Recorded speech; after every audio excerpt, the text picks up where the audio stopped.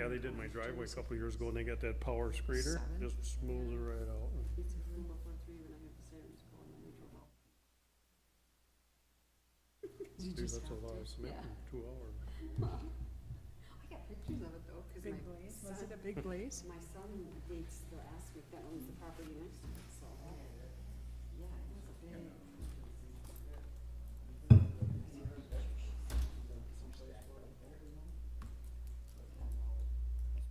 They thought it was due to a lightning strike.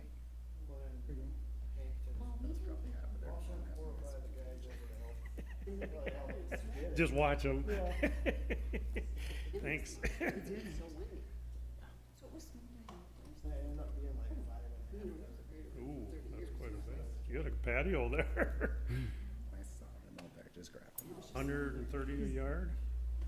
Oh, Sure enough, 2 days later. They thought it was from the weekend before. Okay.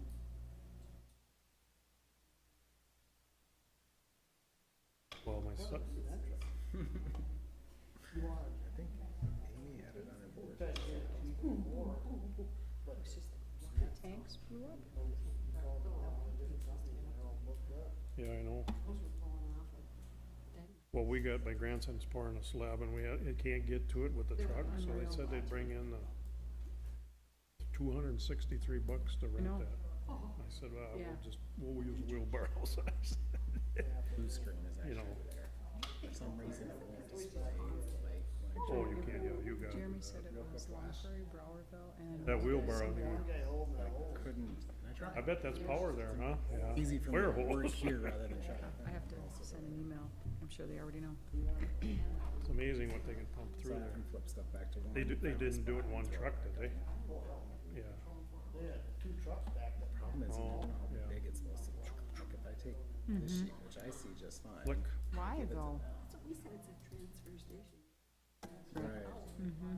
but it's nice to just Right. be ready for that. But then Well, my there's so grandson, much we poured it, looked like rain when we poured Wonder it. if it's so Got it smooth much just screened, because everybody screened, has then we- been home and they're I cleaning. said, well, and- now it's gotta, I bullfloated it and I said, now we gotta let it sit up. On Saturdays. Well, then it started raining.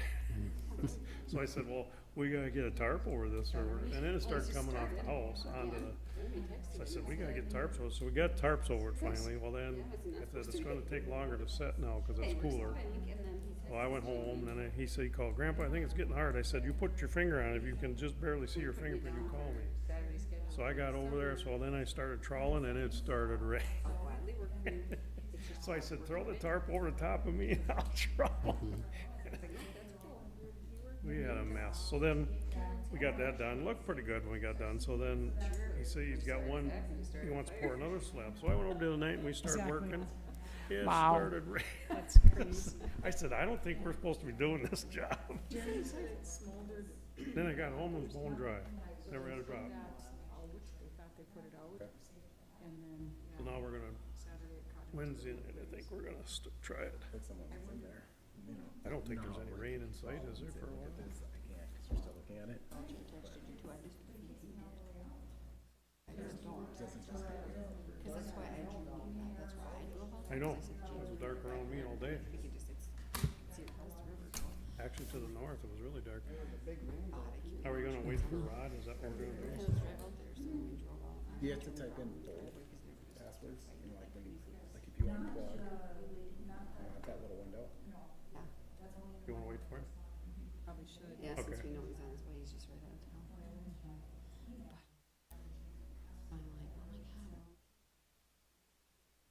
Our house, we stayed inside all night and just listened. Hopefully he's got his badge to get in. Was it? I'll make a mental note next time something happens to text you. Not a pop-up from here. Yeah. Got 11 days left. Do I like the, Hey, Chris, do the rules say that you start promptly at 6? I mean, we're waiting for Rod, but no, they don't. I'm a little concerned on how much it's gonna push us back for the rest of the night. Cause we had till, you know, I don't know, maybe people are gonna show up really early or they'll be late anyway. But are we gonna create a logjam out there? He's one of the certified board members too, so. technically, we're We okay. have one. We have a quorum. All on right, the we'll certified start and then he can come when he gets here, so, okay. All right, I'll call the Board of Appeals, Todd County Board of Appeals meeting to order. All commissioners are present except for Commissioner Erickson, who will be here shortly, is running a little late. I just want to be on record that we have two certified board members. One is Commissioner Becker and the other is Commissioner Erickson. So we do have two certified board members in the Board of Appeals. Let's stand for the pledge, please. I pledge allegiance to the flag of the United States of America and to the republic for which it stands, one nation, under God, indivisible, with liberty and justice for all. Should go on record and state that our auditor treasurer is present, along with our county coordinator and our assessor, and I believe two assistant assessors. Am I correct? All right, so is there any corrections or additions to the agenda, Chris? I had one addition he called this afternoon. I have it listed here as 4.10, John Veneer, Gray Eagle Township. That's the only change that I had for this evening. Okay, I'm sorry, 4.1, you said 0? Yeah, 4.10. Oh, 4.10, I'm sorry. Okay, so John Venner, Yep, right? So that's an addition? correct. Then what was posted publicly, right? Okay, anything else? That's all I had. If not, have a motion to approve the amended agenda, please. So moved. Motion by Commissioner Newman. Mhm. Is there a second? Second. Second by Commissioner Kneisel. Is there any discussion? If not, all's in favor say aye. Aye. Opposed? Carried. All right, then, our first appointment is Larry Brandis.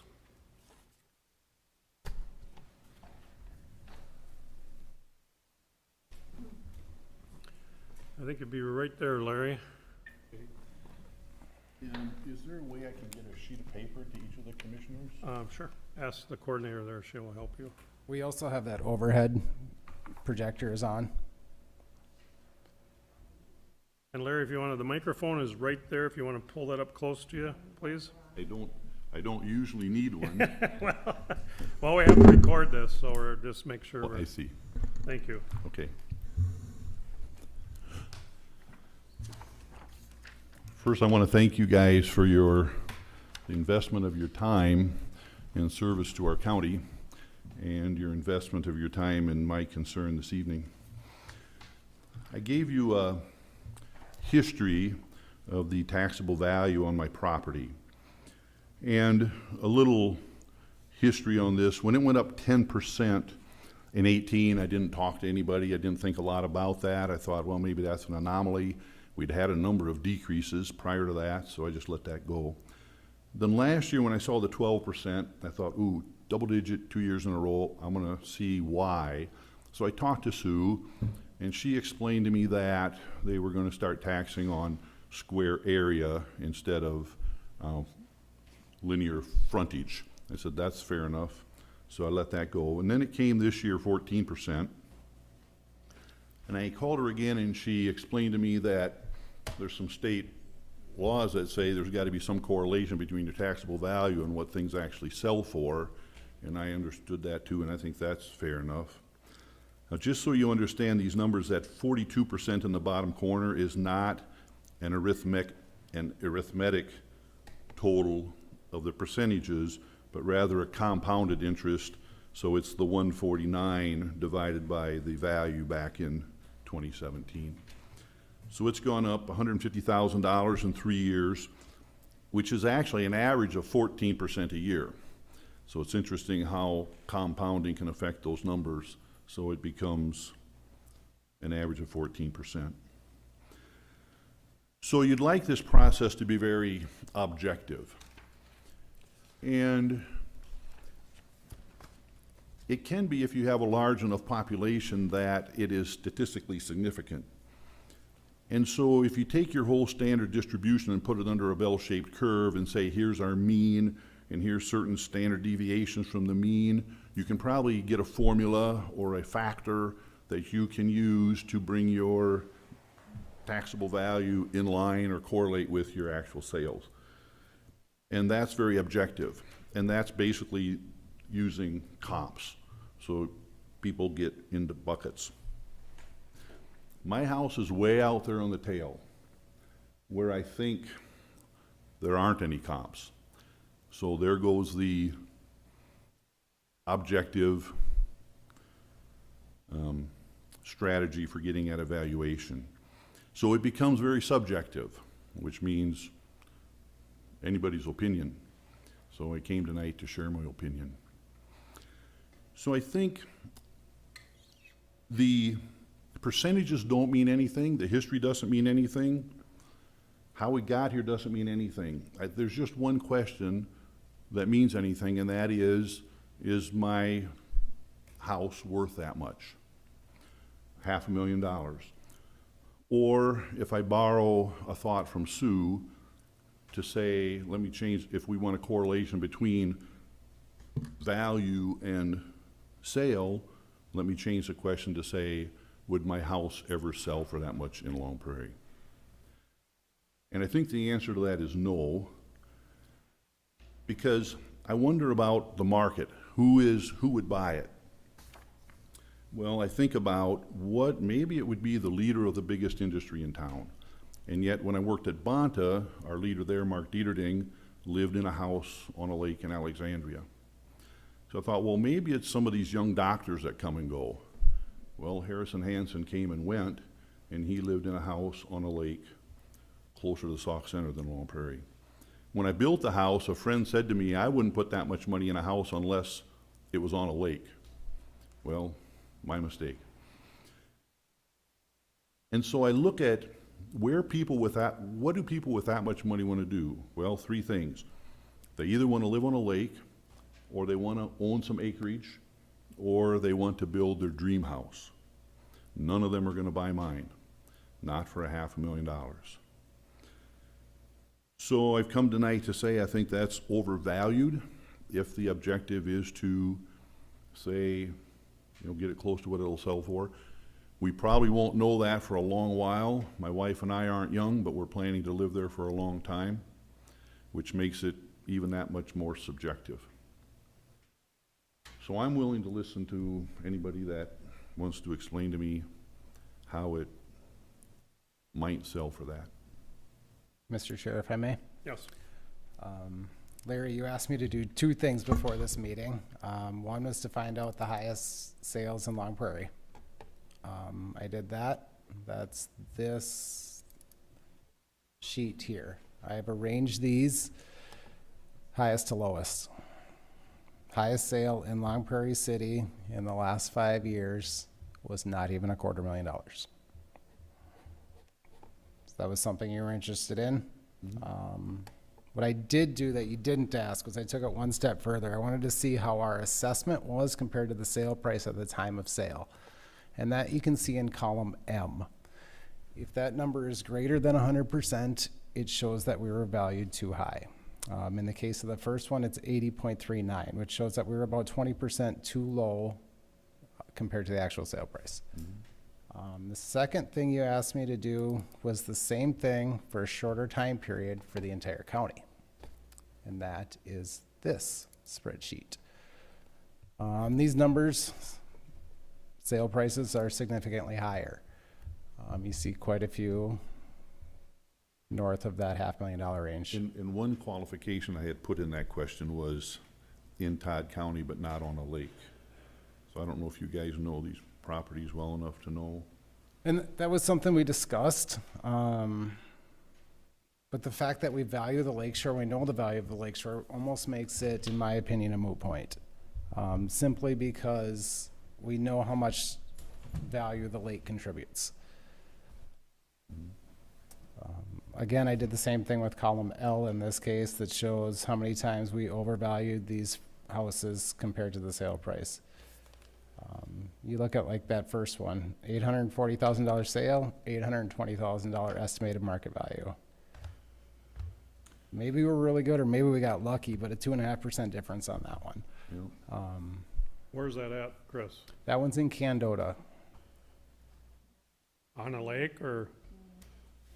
I don't know it offhand, but without a doubt.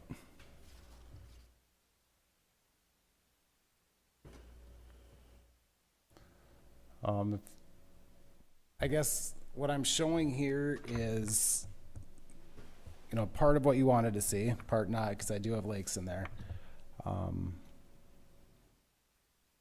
But are we equalized? Are we treating the high-end houses the same as we are the median houses, the same as we are the low houses? Does our assessment, is it skewed one direction or the other? Are we consistently overvaluing high-value houses? I would say this says no, we're not. Now if we take this all the way down, and I'll admit this, that I have a very nice house, and I think that in a different location, it's easily $1 million house. But in the city of Lone Prairie and not on a lake, there is zero market for it. It'll never sell for $500,000. so if we don't have a sales comparison approach, do we have a cost approach?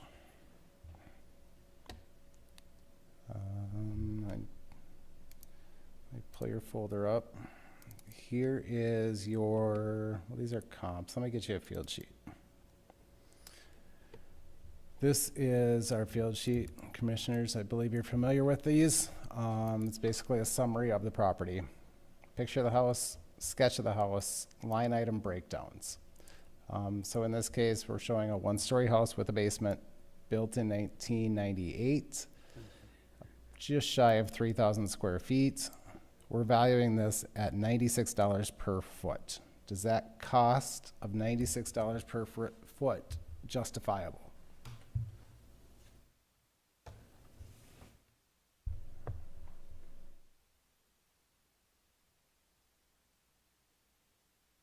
I believe it is. It was rhetorical, but.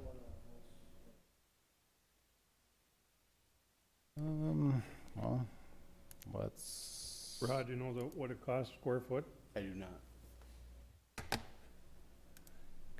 Can we rely on Google?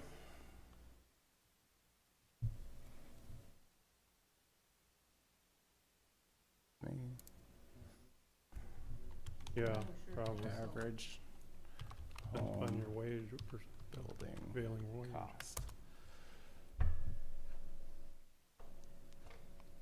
Let's go per square foot. In Minnesota. 2017, it was $154 per square foot for average new construction home. Minnesota? That's a national. This is the National Home Builders Yeah. Association.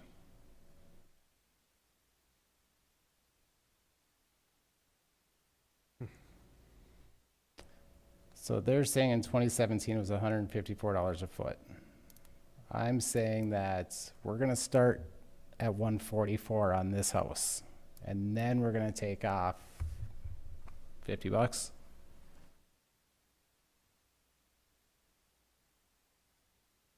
These base rate numbers we get from multiple sources. These are pretty accurate.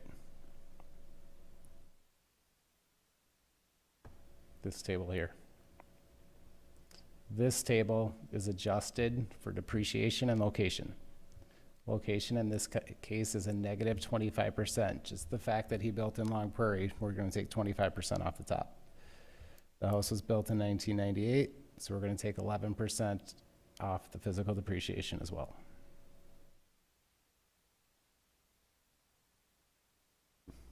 These are, I mean, it's a big number. You think $500,000 house, but there's a lot of parts here.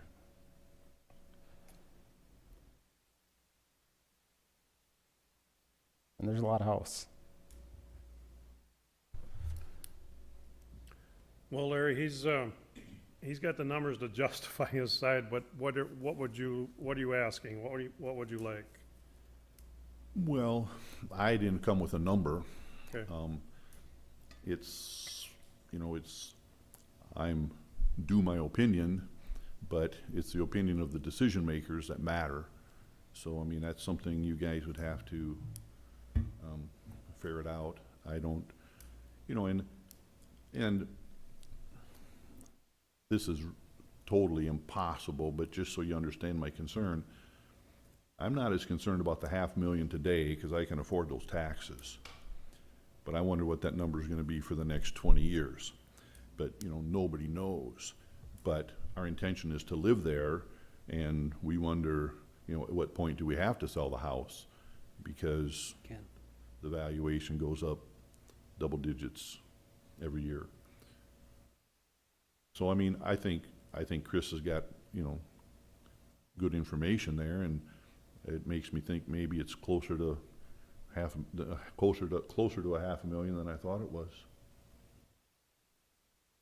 There's been a time, if you look back in the history, Chris, is it true that there's a time when this has probably been over $500,000 before? That's a good question. I didn't. Because we go had, there. how many years, 7 or 10 years in a row where we had decreases, you know, so I mean, but the market changes too. It does. Try 2008. I missed one thing there. What was it valued in 2008?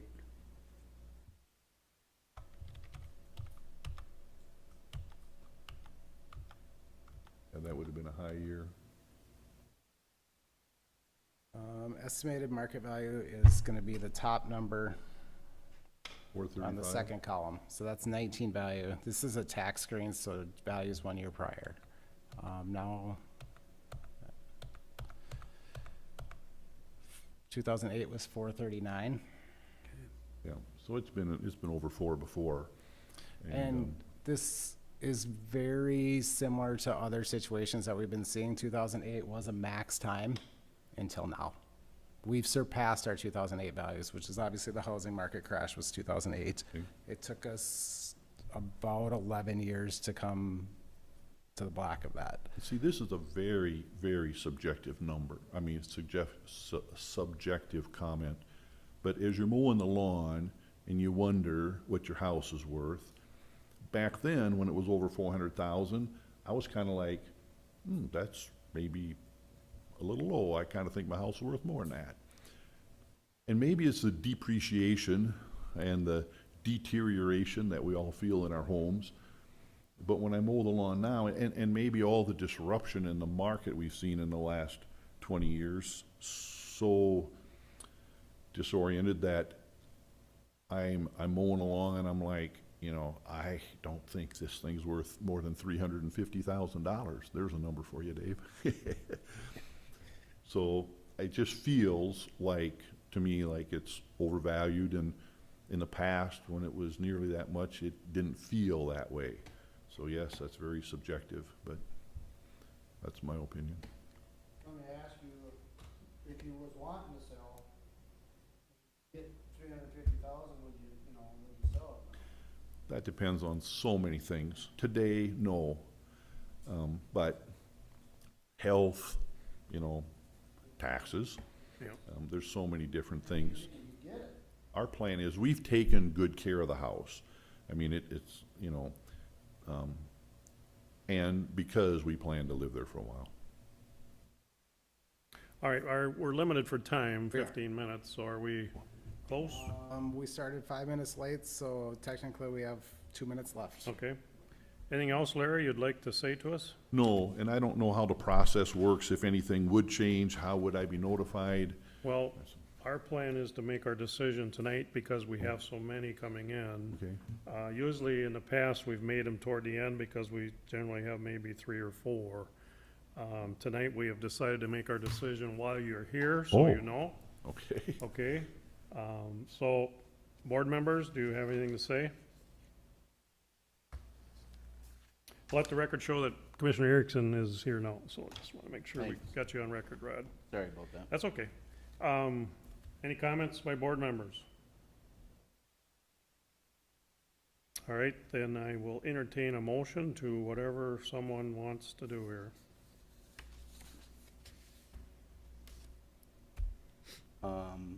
I know I came in late, but I'm just doing numbers as I'm sitting here calculating and whatnot. And I lived in a pretty nice house at one time too, Larry, and had similar type of situation, only we sold ours when the selling was still kind of good.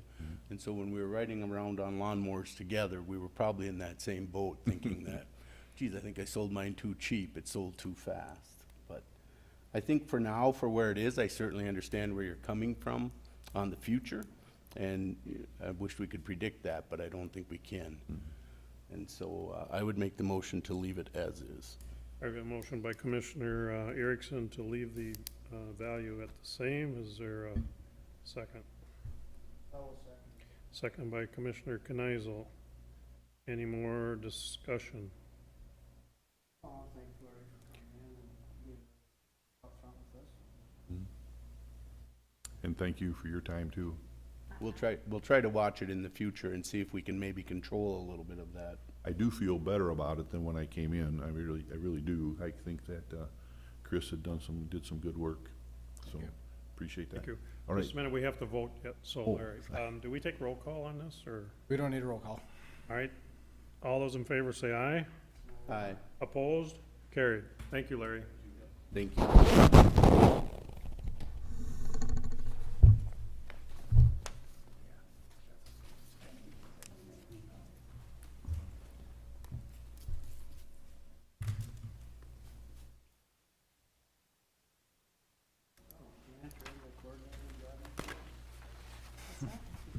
Janitor,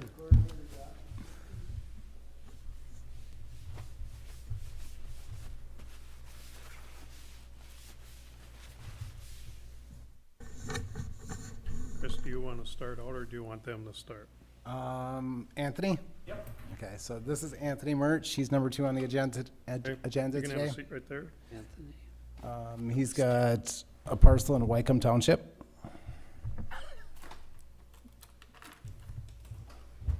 Put the icky ones up. Chris, if we could see the house Yeah. first, I would like to see the So- house first, Yeah, or this whatever. is a bare land parcel. Okay, bare land, okay. Let me zoom in here. The bottom 2 lines show what we have valued in 2020.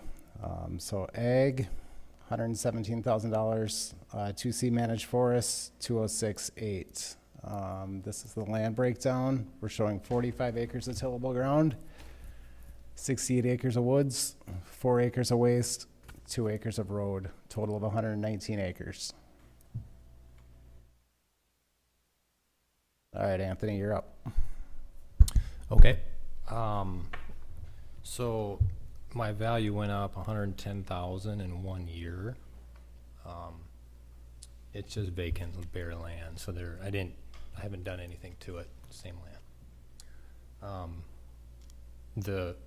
From what I can tell, the reason is the assessor changed. I think it's, let's see here, 33 acres of what was wasteland was reclassified to woods. Is that correct?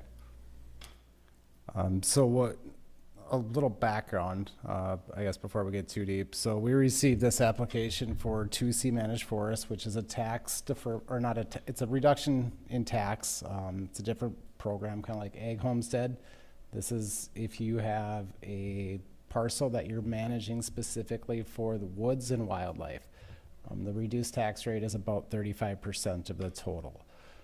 So this is the application we received on April 16th, 2019. Can we go up, why does it say Douglas County up on top? That's right, right. That's where he lives. Oh, okay. And then along with that, this is the back page. This is his forester's name, Eric Egan. Each 2C managed forest plan must have a certified forest management plan by a forester.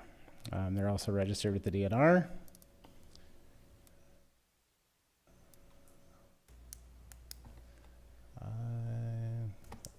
Part of the application says you have to send your tax statement to us.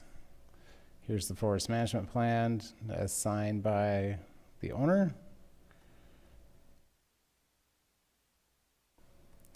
It comes with maps. You see number 5 split into 2, but is CRP, that's tillable. CRP qualifies you for ag. So those acres are not enrolled into the program. And then every land type, so area number 3, area number 2. This is given to us by the forester.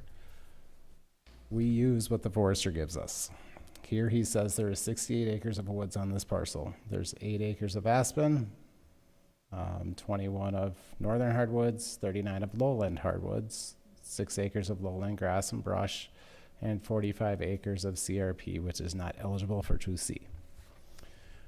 He further goes on down here to describe what each land type means. 8 acres of aspen. We can read that, but we're not going to tonight. 21 acres of northern hardwoods. So he goes on 39 acres of lowland hardwoods. We changed our land type to match what the certified forester told us was there. That did increase your value. There's no other way to explain it. We used what the forester told us was what was there to determine the land breakdown of this parcel.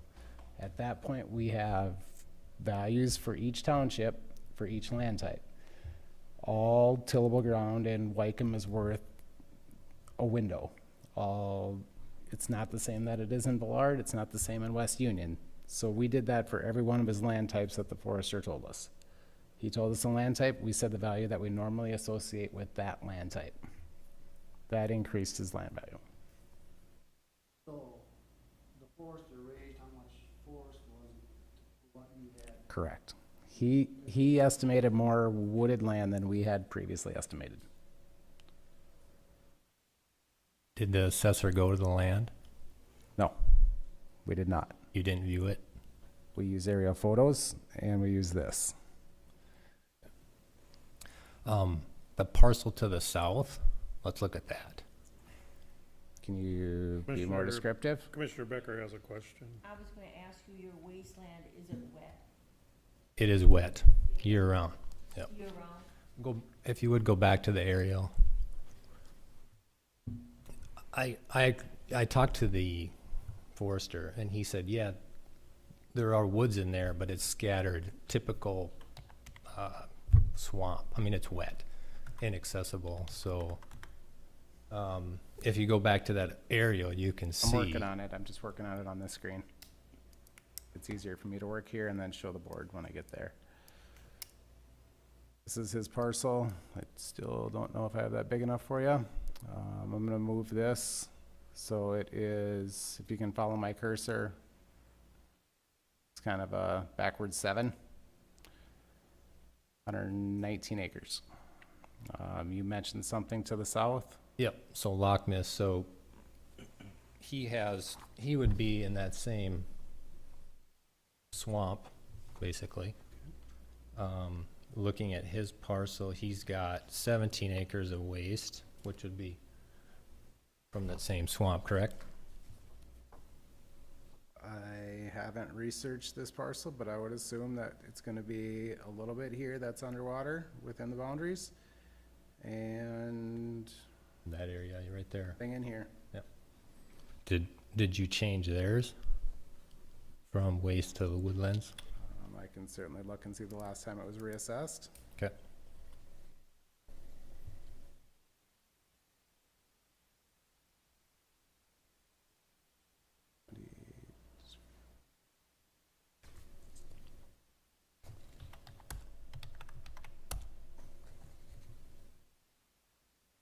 Close some stuff down.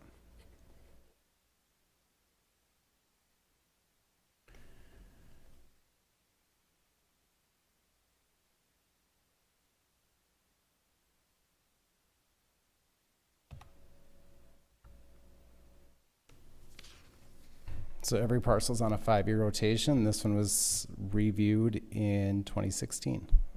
So it will be reviewed again next year. But no changes were made. Correct. It's not up for reassessment. Okay, how about the parcel to the southeast then? Same one. You're gonna have to help me out where we're going with this. Okay. Because we're starting to stray away from your place by about a half mile or so.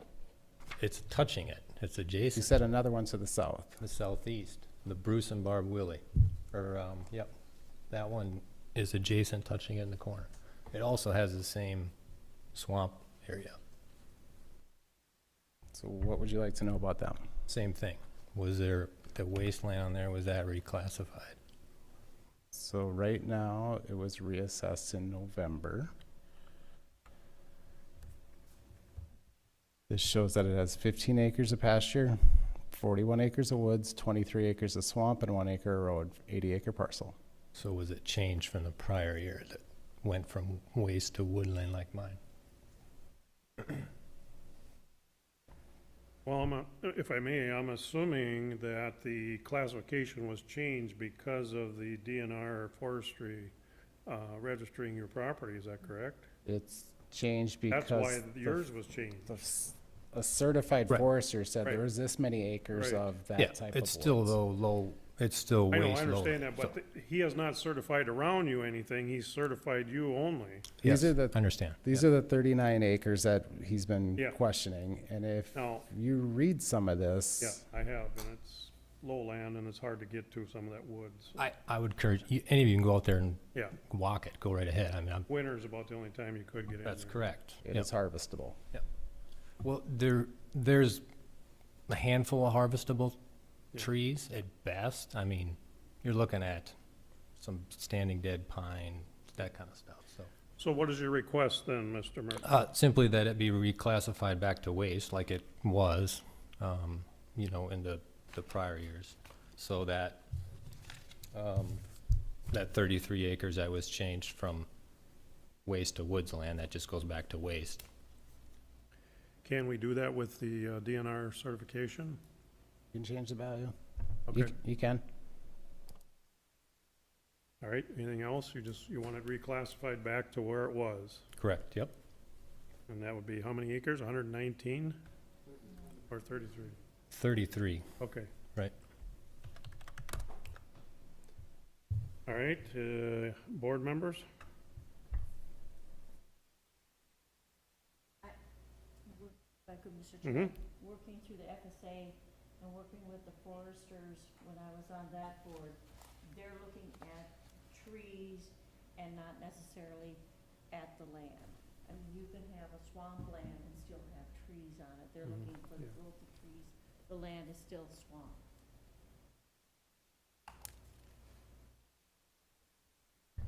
So, if you're looking for a Yep. motion, Yes? I would make a motion to move it back into the wasteland, and that was the 33 acres, correct? If I'm right on that number, Chris? I'm gonna make the change right here in front of you.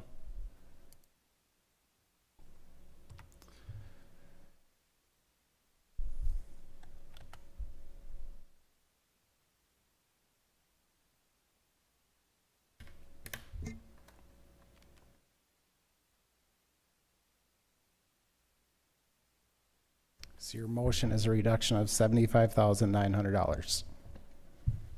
That's that 33 acres, correct? That was Yes. listed as waste? That's the dollar figure Back to waste. that was moving 33 acres of woods to wasteland Okay. category. All right, is there a second to that motion? I'll second it. Second by Commissioner Newman. Any more discussion? If not, all those in favor say aye. Aye. Opposed? Carried. Thank you. Thank you.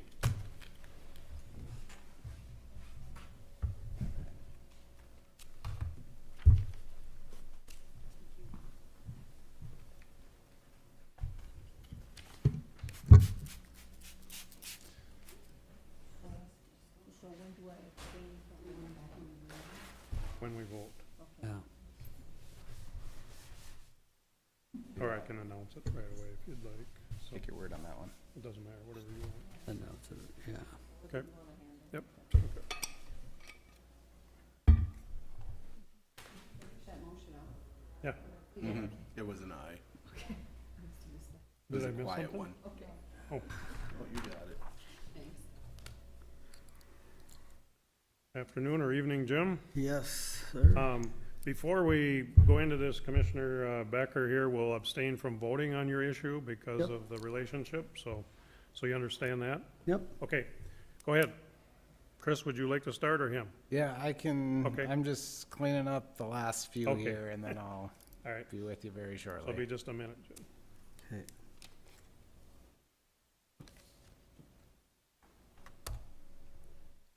Alright, so this is Jim Becker. He's got a parcel in Broarville. It's residential homestead. And I am gonna show you the field sheet, like we tend to do.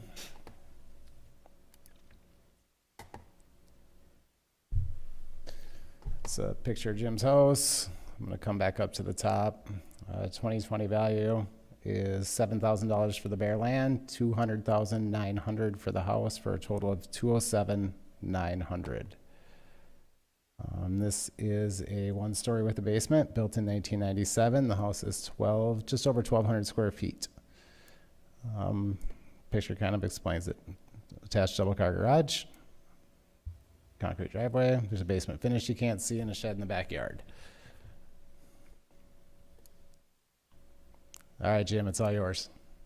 Okay, well, first of all, when I called to make an appointment, I don't know, there's some lady I talked to, and she was not very nice at all. I didn't think, she didn't even let me, she didn't really want me to even put down to go to the meeting in Barville. She said right away, well, you know, all the houses in Barville are way undervalued from every place else. She said, you know, if your house was in Bertram, it would be a lot higher than what it is in Barville. Well, about 3 years or 2 years ago, that's what they said when I went to Equalization meeting, and they said that Barville was so low, and so they really jacked us up that year.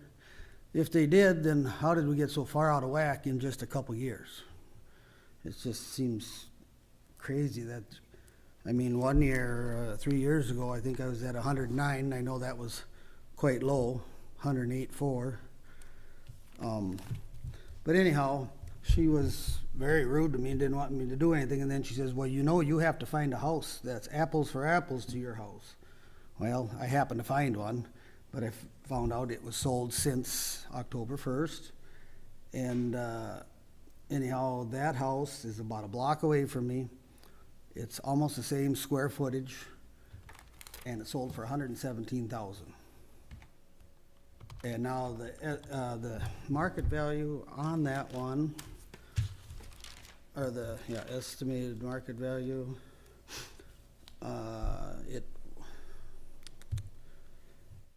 in 2018 it was 140. I'm talking about this other house, 143. In 2019 it was 141. And now the evaluation they got for this for the coming year is 195.5. And then they said I can't use that house because it was a bank sale, so that's not a good sale for comparison. Well, I don't know why a bank sale isn't just as good as any other house. They had it up for bids, the highest bid got the house. So that just doesn't seem right. We gotta find a different way of figuring houses, because Barville had 9 good sales last year. 8 out of the 9 are at least 72 years old. From 72 to 103 years old. There's only one house that Sonia Kellens was, I don't know. Let's see. I don't know, but hers, well, I could look on here, but it isn't very old. I think it was built in 2004. Otherwise, the next house is This is the like house. in 1948. Sorry to interrupt, Jim. This Yep. is the house that he was talking about here. Yeah. Matter of fact, that's where I was gonna build my house until they had land issues, and then that got built a few years after me. We do have 100. But anyhow, it just sold for 117,000, and now next year's value on that's 195.5. So I'm just, we got all old houses, and they all sold higher than their value, but that's what they're doing with all the nicer homes. We're all getting, all our nicer homes are all gonna be evaluated according to that. And if that's so, I got 3 houses already that sold since November that all sold for 20-some thousand less than their estimated market value. So next year, is all of a sudden our taxes gonna jump way down again? You should have something that just creep up 1% or 2% each year instead of this fluctuation from one year to the next. We're just jumping all over the place. I mean, the last 3-4 years, I've jumped all over. Now, just this year, The blue line represents Broarville overall values from 2014 to 2020. So you have a 7-year spread there. That's the blue line. The Okay. blue line digits are represented on the left-hand column. The right is levy, so it's really not pertinent to this conversation. So we're basically only looking at the blue line today. Okay.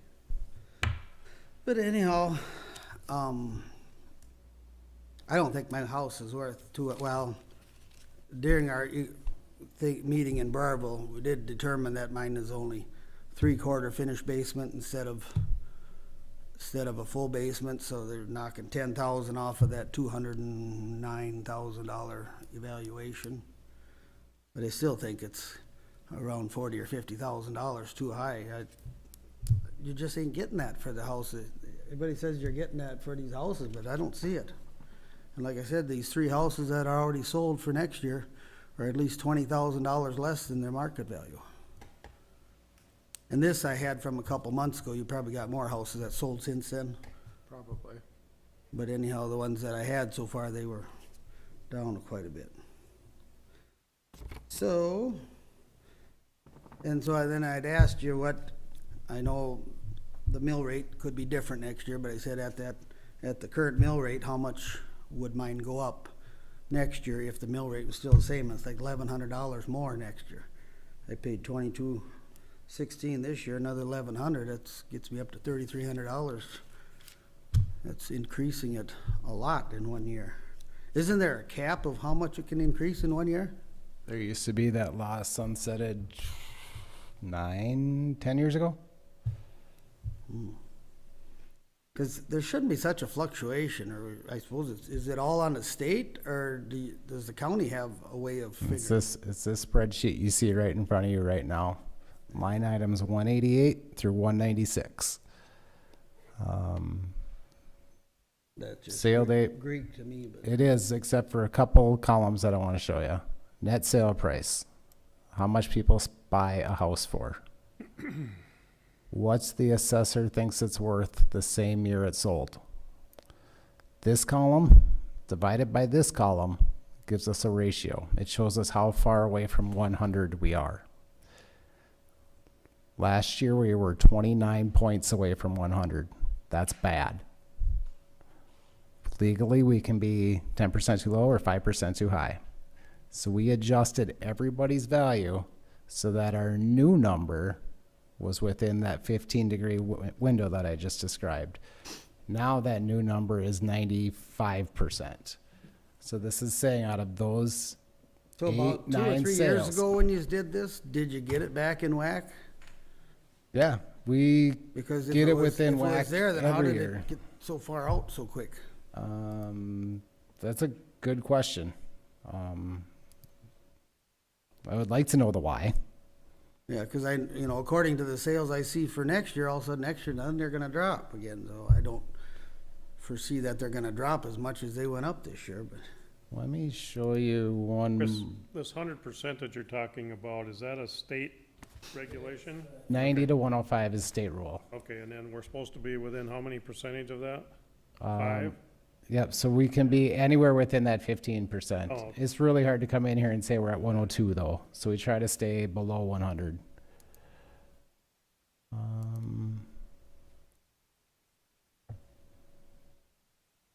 This one. This is a 5-year number of sales. So if we look at just this line that I've got highlighted in blue, can you see that? You want it bigger? Let's just make it bigger. Okay, yep. Brarville. You're at 91 means residential. It's code for residential. In the past 5 years, we've had 57 sales.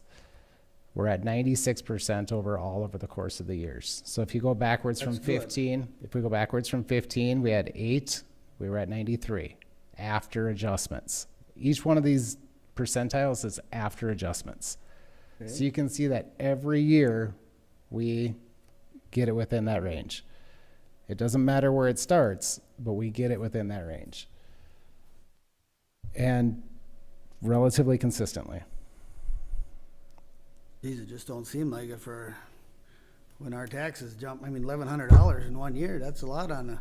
Well, if you go back to that graph that I showed, the one that had value and levy on it, you Yep. can see that the graph, it goes up, but it's not drastic. But see, now that's the average of all the houses in town. This is every house There added should total be, together. there should be something like, say, up to 100,000 and $100,000 to $150,000 houses, something more like that than valuing out Sure. all them All right, so old let's- houses just go- screwed us all over. Let's go back to this original sheet that I showed you that shows all 9 sales from last year. Yep. So here's the lowest one, right? Sold for $39,000. We were within, when we got done, we were within 5% of it. The highest one was 129. When we got done, we were within 9% of it, 8.5. Okay, now there's one there that says, oh, that's, so you can't use that one. We have an out, 74%. we also have an outlier at the bottom and one of the higher end ones. And them are the two you always throw out, right? Well, when we do a median, the direct translation is middle. So we don't average these together. We put them in a line and we only look at the middle. If your data is good, you're not going to have a lot of outliers. You're going to have a nice bell curve that's really tight. The other part of this meeting, you know, it's Board of Appeal. It's also Board of Equalization. Are we doing things correctly and uniformly across the board? If you look at really high sales and see that we're always getting 90% and really low sales and we're getting 200%, you got to say, whoa, overall you might be fine. But your process is messed up because your $40,000 houses are selling for 20 and your 200,000 are selling for 201. You guys are really good at that level. What I'm trying to show here is you can pick a level, pick an area, pick a property type, and we're going to show you 90s every day. So we are being very consistent throughout. I'm going to take it one step further. Here's that 5-year again. Let's stop looking at Barville. Let's look at Todd County. Yeah, I was gonna Lines- say the lines township 5 right through 12. west of town, they have a negative this year. They only Yeah, had a they couple might. sales and they were way low. Yep, and we'll adjust accordingly. But it's too bad if it is on a state level, why doesn't the state have one thing we use for everybody or something? But look at, this is every residential house in Todd County that sold over the past 5 years. Okay. 1,300 of them. We're at 95%. Here we have apartments, commercial, off the water res, on the water res, combined res, trees, woods, no ag, trees, woods with ag improved. Look at these numbers. 92, 96, 96, 96, 96, 95 and a half, 96. That ain't bad. We're doing things the same across the board. That $195,000 comp that you had that sold for $115,000, that house looks a ton like yours. It's a good comp if it wasn't a bank sale. And why is that? Huh? I'd like to know why that is, because it was out for bids. The highest bid got it, so why can't you use that house? Because none of the other ones are comparable to mine at all. It's, The ones that you are using this year. they are not market. They do not sell for market. That's why I bought a bank house, because I got it for dirt. They sell for cheaper.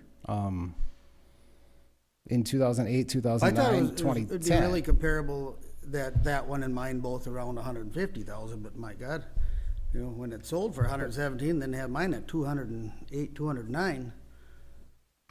And that one's newer than What, mine. what's the current board ordered value?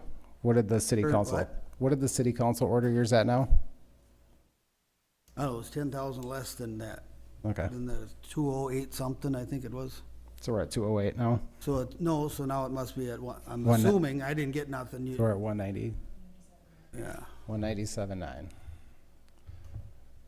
So I'm just saying that for me to get that out of that house, I can't believe I could get that. Barville took a hike, and this shows that. I'm not hiding that. I'm not showing you this graph to say that we're always steady in Barville. They took a steep That incline. must have been 2 years ago when it took that other steep one, right? It was either 2 or Yep, 3 years. from 17 to 18 it went up.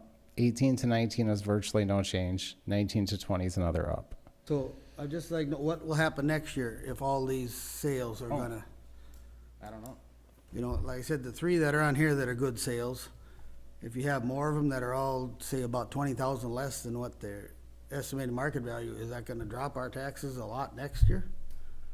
If the trend continues, Well, Or is it gonna drop Past- it a little bit? We in always this- jump high, but we get The very little past, bit. the past isn't gonna predict the future.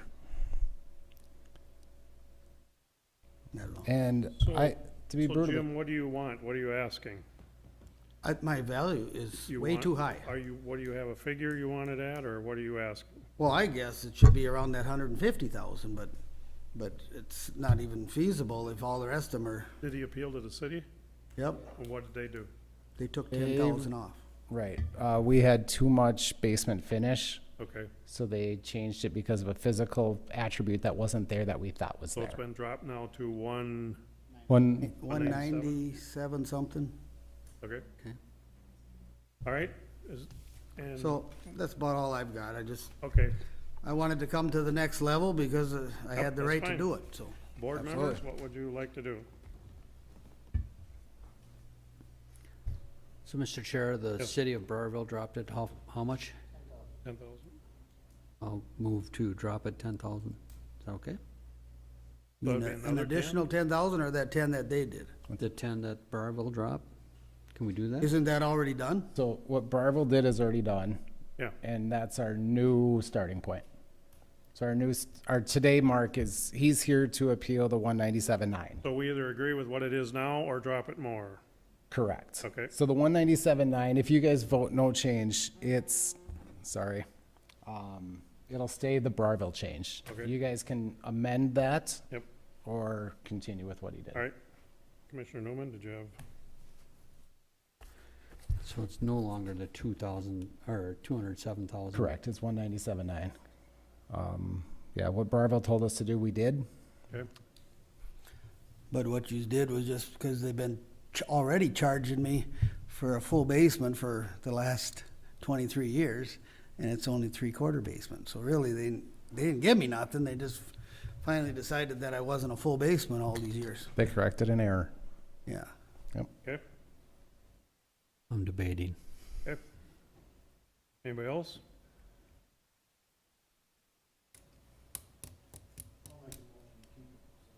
We have a motion by Commissioner Kenizel to leave it the same as corrected from Barville. Is there a second? I'll second that. Second by Commissioner Newman. Discussion. If not, all those in favor say aye. Aye. Opposed? Carried.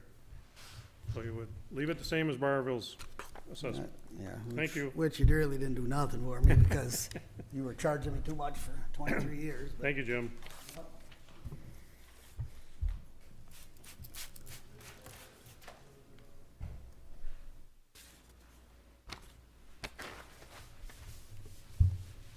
Are we staying within the 15 minutes or are we going beyond? We're a few ticks over right now.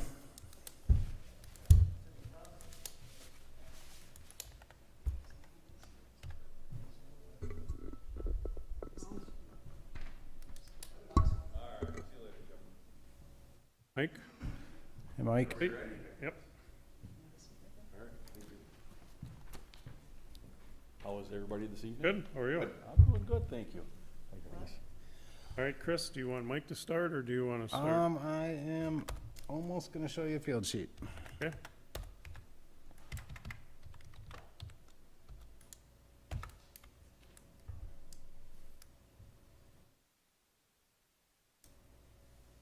I have to close Jim's first.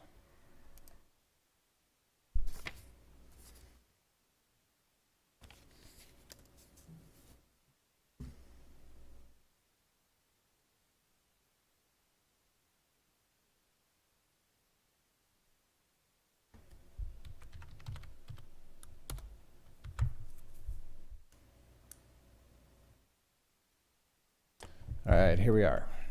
So this is Mike Eaton's house. 2020 value is 11,005 on the land, 227 even on the buildings for a total value of 238.5. Lot value is shown here. What was the value, Chris? Total value is 238,500. Okay, thank you. Yep. Here's the picture and sketch of his house. The picture's a little dark. Originally built in 1963. added on to. So the original part has a basement, the additions don't. The original is this part that I'm showing you with the cursor. Addition 1, 2, 3, and garage. All of those 4 items were built in 2002. Total square footage is now just over 2,200 square feet. Mike also has about 2/3 basement finish, patio, pole shed, and the pole shed has a lean. Pole shed is original with the house. The lean-to was added 2005. All right, Mike, you're up. Oh, one more thing. Mike is a member of the council, so his parcel could not be heard in front of the council. As a council member, he gives up that right. So this is his only avenue of appeal. Okay. Well, I'm here to concern of the $68,000 increase in the value of my house. But as you see on the, from 2018 and 19 and then 2020, that's considerable jump for, I mow lawn. I don't do anything else to my yard, my house. I guess my concern is there's got to be a better way. I know you guys have a statute that you have to go by. Chris has been great to work with. We've been in contact quite a bit. And I understand that there is only certain things you can do because of state statute. But I did have a market analysis completed by Mona Ledoux, and she came up with $215 is about the highest she could do, that she could sell it for. But now the houses, now we've had some sales in Browerville and they're down. That's, I honestly have put in very little research going forward at this point. My concentration was 2020 up until today. Tomorrow I'll move forward. Right. That being said, I can show what we've got, maybe. Again, tough to see. Every sale you see here happened in Browerville, and we will be using as part of our 2021 analysis. If you see a reject code, it's automatically not going to be used. So there's, 1, 2, 3, 4, 5, 6, 7 right now that will potentially be used for next year's sales study. Again, these have not been analyzed, but and I did show a graph earlier, I know you weren't in here, that shows that we normally get a good representation, not great, but we do get enough sales in Browerville to say that we have a market. To kind of paraphrase that, if you look at the screen now, this is Bartlett. How many residential sales happen in Bartlett? In the last 5 years, 5. That's not Browerville. Browerville's got 10 times, 11 times that number over the course of 5 years. So we do have a decent way to make an analysis. I just haven't done next year's yet. I can't, it's not done. Right. So, but yeah, I won't be surprised if we have somewhere between 12 to 18 sales. Right. But as far as lessening the peaks and valleys of these valuations, is there lobbying the Congress or our legislatures to give us more leeway to just give us a gradual increase and not do the big drops in valuation? And if the market crashes, then you would be able to and do that. We've heard and talked about, I've talked about it myself, peaks and valleys, roller coaster effects. So after thinking about them, that's why I did that graph that we showed for Browerville. So let me just pull Browerville's up again. Again, the blue line is the value. It goes up, but there's not that crash, at least not in the last 7 years. So I thought I'd take it up a step further and look at it at a county level. What has the county been doing? Blue line is county. It gets even less steep. It's not as dramatic as perceived. So then if Browerville's more dramatic than the county, then it stands to reason that a parcel would be more dramatic yet. And this is, I picked one parcel. I randomly typed in a number, and this is that parcel. I didn't even write the number down because it didn't matter. I believe it was Gordon Township. but it follows that same basic trend that you see other ones doing. Bravo had steady through here, high here. Steady, high, county. A little bit of increase here, a little bit more dramatic increase here.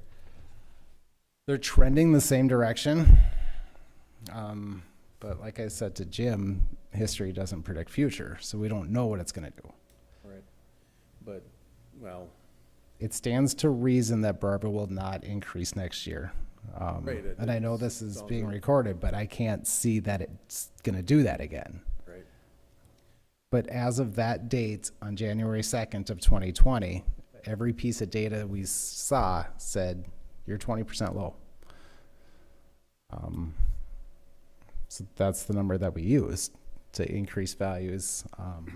We also looked at, and we talked about it too, high end versus medium versus low. Is there a huge difference in the assessment level? We couldn't answer that because there was no high end ones. There were some low end ones and there were some medium ones, but there was no high end houses in Barville that said they don't deserve to be moved. Well, when you take an $80,000 house and you increase it 20%, well, that's. And a big house. And then you take we'll take Marty Host, for example. He had a new construction. Yep. Putting 20% on that, that's quite a bit. It's quite a bit. That's quite a bit of money. So it doesn't seem, as for percentages, Yep. yeah, it seems like the best way to do it. But when you have people that are doing more to have nice places, and then their taxes, their valuation goes up, so then they're paying more. And these, some of these houses that are of less value, people that don't take care of their places, it seems like they're getting rewarded for not taking care of their place. I understand Well, that. it's a system. I see my job as twofold. Assume the value of the house as close as humanly possible, and get the value as close, or get the classification correct according to the actual use of that owner. You could sell your place tomorrow to a group home, for example. They're not going to get your homestead. So you use it one way, which is a normal way for a house. The value is that, we heard the word subjective tonight. It is. The definition of value is subjective. It's an opinion of value. That's market value. It's an opinion of value. Okay. Chris, the majority of the houses went up by 20% in Burrillville? Or is it I can get you the a high-end houses went up by 20%? Or all the houses went up by 20%? I think mine went up 36. Yeah, and I was shooting numbers. I mean, I can show data. That was just more conversational there. My other question is, did anybody's wages go up by 30%? Well, value doesn't equal levy.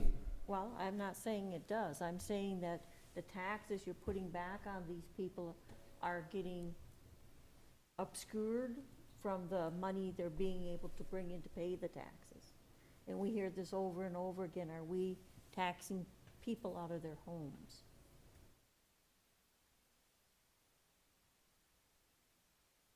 You can see by the purple line, this is the county levy.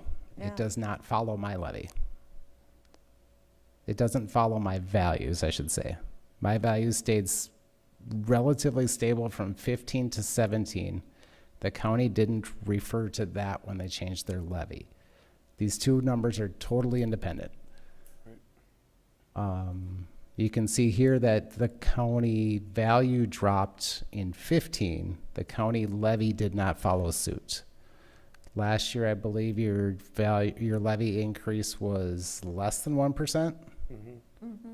My value was not. That's the problem. When we were doing our Yeah. tax calculation, we were working with the assessor, and we were trying to keep it so we could keep that levy down. Yeah. And so we But- were shooting for the 6 because that's what he was anticipating, but when it was all said and done, his went up 9. So we couldn't even meet that. So we were working at it all year up until TNT. This, And then when his values finally ended and he put the values in, they ended up being that. it needs to be, and it should be a blind relationship. What the value's done, if we hit 2008 again and the values drop by 20%, the county or Broadville or the school district, are they gonna cut 20% to keep it an arbitrary tax rate the same? I don't know if people really care what the tax rate is or the mill rate. I don't think that's what gets them, keeps them up at night. It's the dollar figure. And the dollar figure is simply the levy. The concentration is, can your house be sold for that? Now, a truly, truly prudent buyer is going to take their taxes and analyze that as part of their mortgage payment and see if they can afford the mortgage payment because of the taxes. But that's taking it a little bit further than, can you sell the house for that? Would you sell the house for that? Would I sell my house for that? Absolutely, I would sell my house for that. That's the nature of this question. And But- well, no, I'm agreeing with you right now. Who's I am. gonna pay that much? And what did Mona say? Mona said a 215. So that's the stuff that we need to be concentrating on. Not what, because right now, we don't know what the county's taxes are going to do unless I'm mistaken, right? The county's levy, we don't know where we're at for next year, 21? No, we haven't gotten that far yet. City council? No, it's, let's see, July, end of July, we'll be ready. So here we are setting values before people are talking about budgets. Step one. So if, let's say I get a market analysis done for next year, would that play a part in the valuation that the assessor's office would do? And I don't like to give a hard, yep, we'll do that, but at the same time, You take it it'd be into crazy, consideration. it'd be crazy not to consider somebody else's opinion. right, I mean, I'm I'm- not asking, I've- Mona's got quite a bit of Right, experience. I've got Edina and I've got East West as favorites on my internet browser. Why? Because they see things too. They have information. They ask us for information. We ask them for information. We will often knock on a door and no one's home. Well, you can look at a website and get a pretty good idea what it looks like inside. So you know if you're missing something. Is it a final opinion of value? Of course not. It's a tool. Same as a tape measure. Okay, so what would you like, Mike? What I like? Yep. Cyril? Holy buckets. This is my Christmas You have list to here. ask what you, make a request. I wasn't, my intention wasn't to come down, and I'm not complaining. Like I said, though, there's gotta be a better way. Yep. A better way to do it, and, if it takes me telling the people of Barville to get a market analysis done of your house. Yep. And it's a difficult time right now because I just split my property up. Sure. My son's gonna get saddled with Sure. this. So, I'll leave it up to you guys. I'm Well- not asking for anything except maybe a way to figure Well- out something to, You and me both.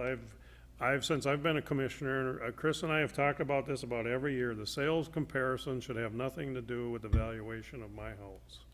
That's where I stand. But the statute or the laws that they set for him are different.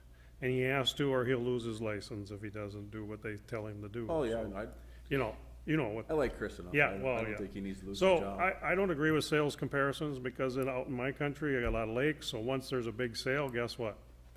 Mine goes up. Oh, yeah, So, absolutely. you I know. know we're all in the same boat. Right, So, so, that's all I'm asking Yep. for, folks. Okay. You guys, so I'll let you guys commissioners, figure it what out. would you like to do? Take me out. And you said you had a appraisal of 215? 215, And you're at 238? 38, 5. 38.5. Commissioners?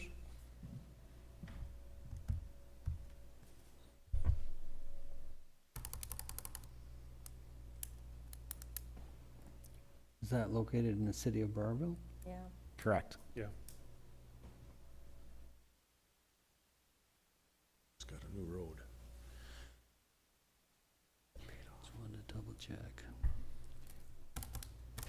Well, I'll move that we, lower it to 215, I'm sorry, but I'll make the motion, so. Is there a second? Second. Second by Commissioner Becker. Any more discussion? If not, all those in favor say aye. Aye. Opposed? Carried. Thank you, folks. Good luck tonight. Yep. Thank you. We got many more, so. Yeah.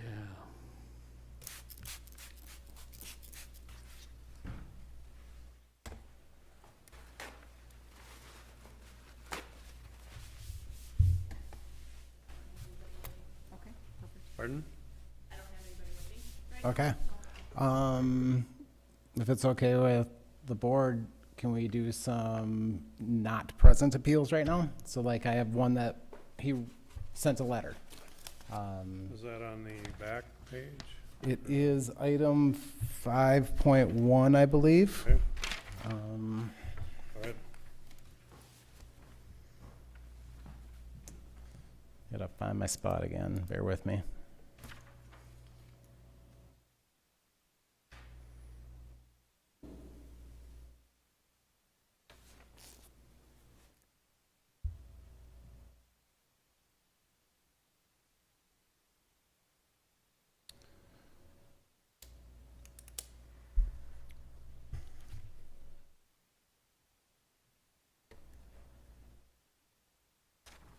All right, I'm gonna put this on the screen. This is parcel 23-0026901. This parcel is located in Stowe Prairie Township. It's owned by Don and Patty Poplin. First thing Don and Patty did was they sent us this, which is actually what we sent them. This is a valuation notice. They wrote here up 59,000 and then wrote a post-it note that said, "Thank you for looking at this for us," signed Patty Poplin. Parcel summary, this is dated April 17th. This actually comes from our website. It describes the parcel. Residential single unit parcel. Total value is $386,600. 5-year history, again, off the Todd County website. Over $100,000 increase in 4 years, not accurate numbers compared to market trends. 181.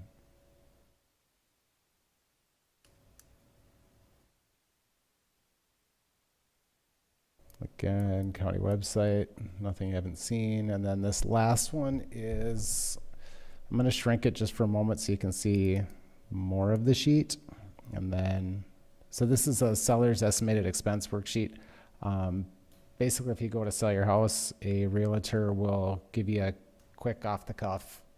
If we sell for this, or if, so in this case, if we list it for $325 and we get an offer at $310, and you pay off your mortgage of $88,000, and I take 6% off the top, blah blah blah, you end up with $201,000.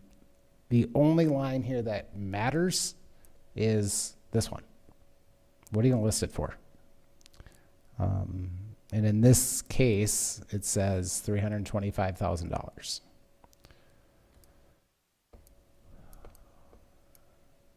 This is a picture of the house.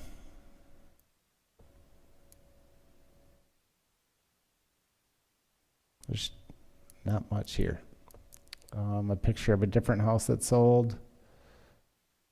This one sold for $279. It was originally listed at $319. That's it. So they have one sale. 2 sales. This one is not theirs. This one sold for 289.9. So they're showing us 2 houses that sold, one for 290, the other for 280, and this person here says this place is worth 3.25. What I'd really like to see is some sort of analysis that said that they look at 2 sales that were 280 and 290 and decided this was 325. Chris, what did we have for a value of that? Yep, that's where I'm gonna head now. So I wanted them to show their appeal, and now let's look at where we started.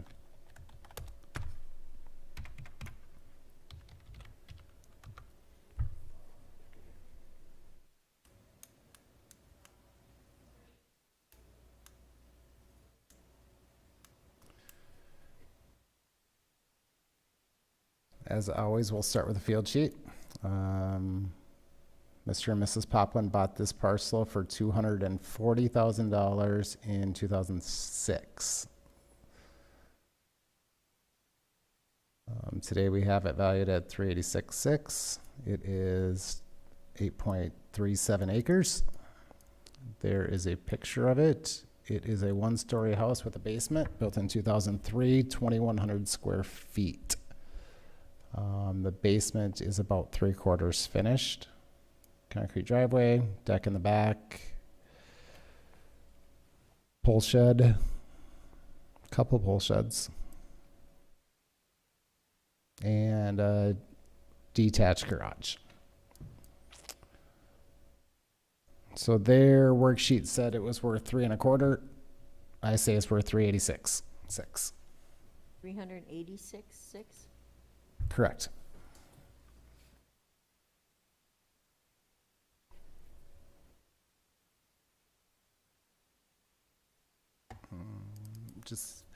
I've got folders of everybody here, so I'm just trying to go through my folders, see what we have here.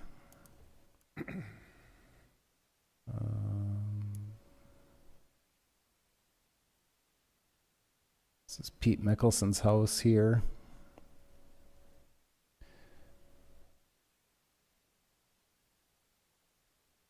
We have 187.8 on the house there.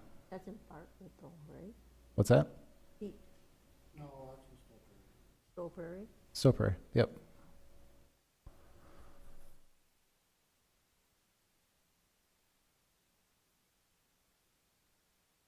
Um, 23,295.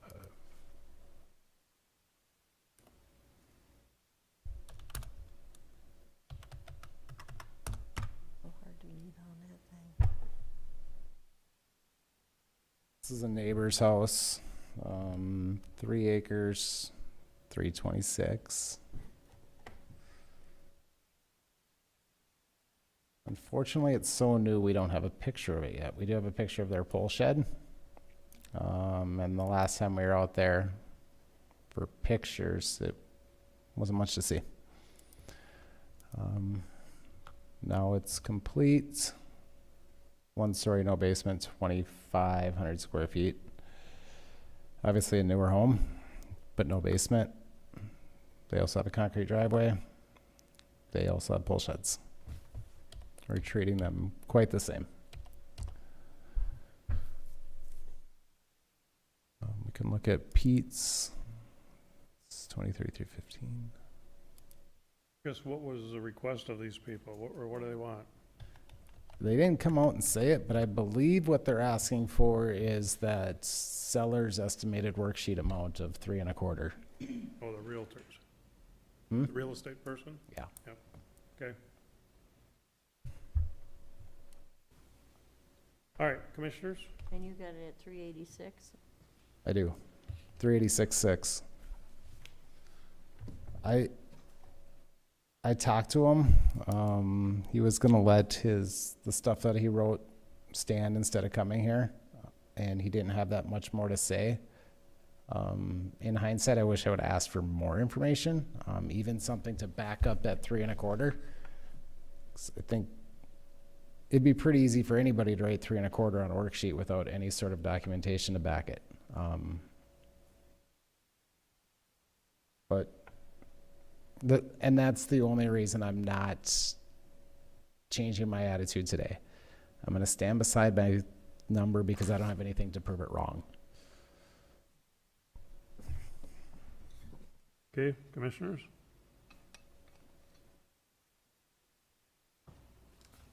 I'll make the motion to keep. I have a motion by Commissioner Knizel to leave it as is. Is there a second? Second. Second by Commissioner Yearkin. Discussion? If not, all in favor say aye. Aye. Opposed? Carried. Thank you. You know, the thing is, he could make an argument that he'd never be able to sell that. Yeah, right. Well, if it's brand new, I think he's, isn't it? No. Oh, that's this one? Yeah, you guys can switch about now. Gene This is Amberley? Stan, I believe. Oh, that's Russ. Are we missing two in between here? We are. This is. Evening, everybody. Hey.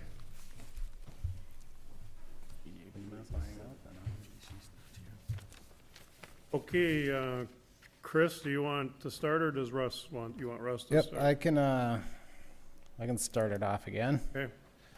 All right, so first things first, field sheet. And then little change from the normal. Me and Russ actually talked last week, so I'm gonna show you this field sheet. Actually, no, I'm gonna take that back. I'm gonna show you this one. So he came into the office last week, Thursday, and we went through his field sheet and he immediately noticed two things that were wrong. So we will cover those. But prior to any motions today, the current value on Russ's house is 22.3 on the land, 267,000 on the buildings, for a total estimated market of 289,300. Before anything else that may or may not happen tonight, I would like to see the value dropped because we were incorrect on a couple items here. I'm gonna shrink it. Picture of Russ's home and corresponding sketch. This is a 1 1/4 story house with basement. The footprint is just shy of 1,200 square feet. It was built in 2001. I will at some point tonight ask the board to remove the value of the fireplace because it does not exist, and reduce the basement footage from a total finish to 840 square feet, which is 3/4 of the total. Those two things will just by themselves is 15.2. Obviously, it's a board decision. This will be my recommendation before we're done with this parcel. All right, Russ, you have the floor. I'm good. You go back, it's just a one-bedroom house.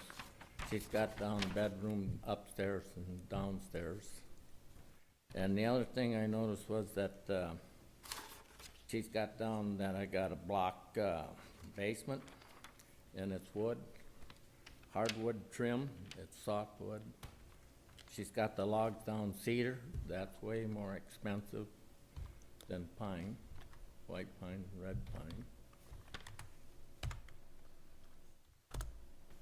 And let's see what else. Oh yeah, she's got carpet in the basement, there is none. What's your finish downstairs? And then on the west side, there's a lease, 99-year lease that only Marty Host can use it. So I can't build on it, and I don't know. I'll have to get a surveyor to measure off so I don't have as much as it shows.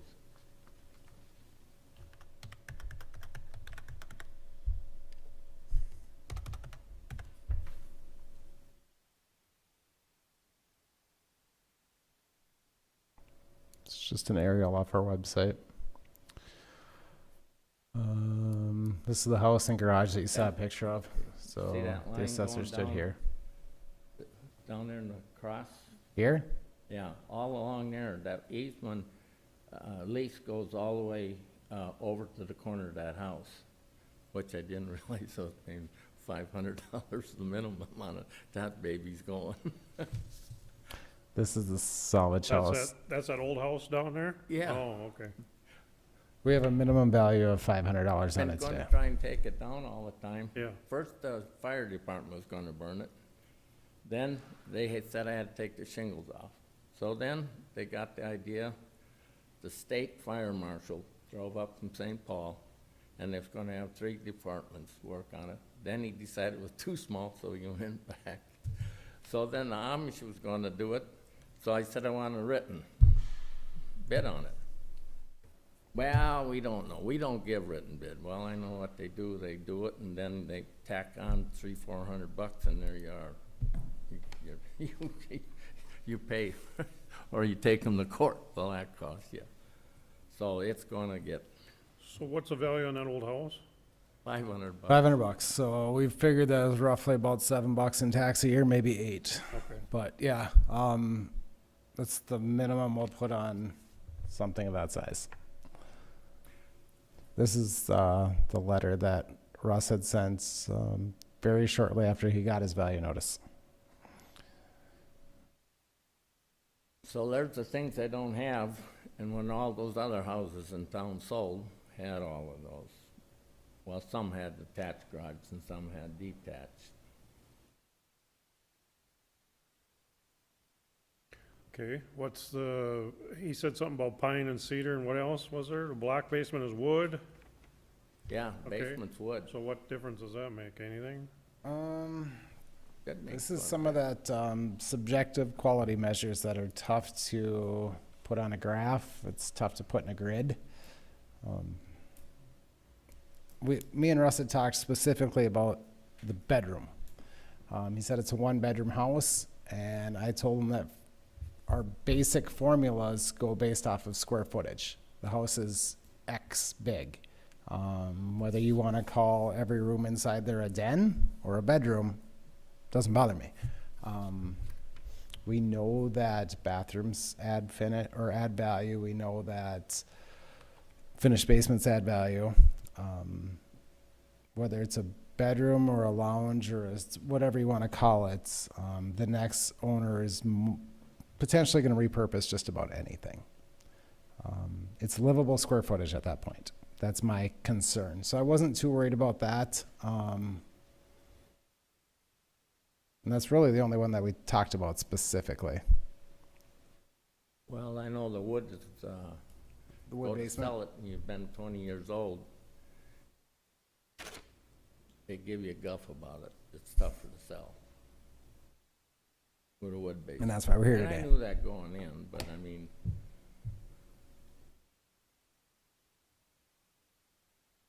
so for a comparable, you gotta go quite a ways to get a comparable. Yes, you do. And that's up to you. Got people to do according to the law that I was told, so. We don't say it often, but actually the law is the reverse of that. The burden of proof actually lies on the taxpayer.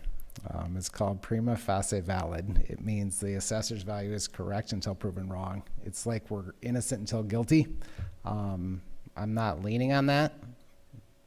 I've never leaned on that. So it's absolutely difficult to have a comp of a log house on acreage in Barville City. There's probably one in the world, right? Yeah, well, sticks, yeah, trees. So it's, for an extra building site, not very good because of the city. Hartford Township was running into the bottom and flooding the bottom out down below. Well, David knows how low that is by that house down there, so, It's low. yeah, so. So Chris, what are we gonna do with what you proposed to start with there? I didn't understand what you wanted to do. Is that what we just, you're gonna? So the first one that I had showed you, the revised one, Yep. we talk about subjective value and objective value. What I'm saying here is that this reduction of 15.2 is because those things that we thought were there are physically not there. Okay, It's not subjective. okay. I'm honestly saying that we should reduce it by 15.2. The board can make a decision up, down, or nothing. This is my recommendation today. All right. If you want to make any other adjustments based on the one bedroom or this pine logs or the wood basement, that's certainly within your rights to do that. Commissioners? Mr. Chair, if I could. Yes. The house is 1,192 square feet. One of the houses in Burrillville earlier was 12,000 square feet. 1,200. 1,200, excuse me. Nope, you're Yep. fine. 1,200 square feet, and the value of that one was 195. The value of this one is 251. Is that value different because it's log? Correct. There's a quality adjustment. Yep.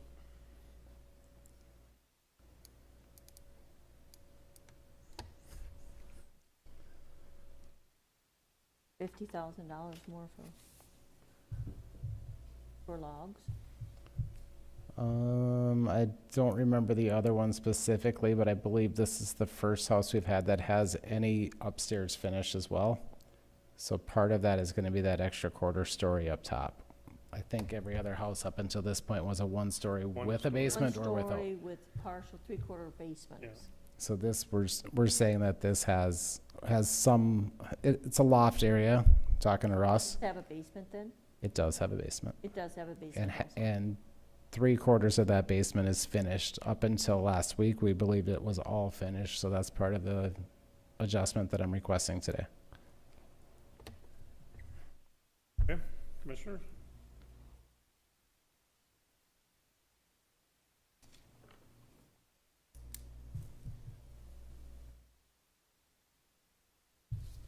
Russ, did you have a request that you wanted, or just that, Well, I just want to square things out. I just feel that it's, so if we make this adjustment that he's recommending, are you okay with that?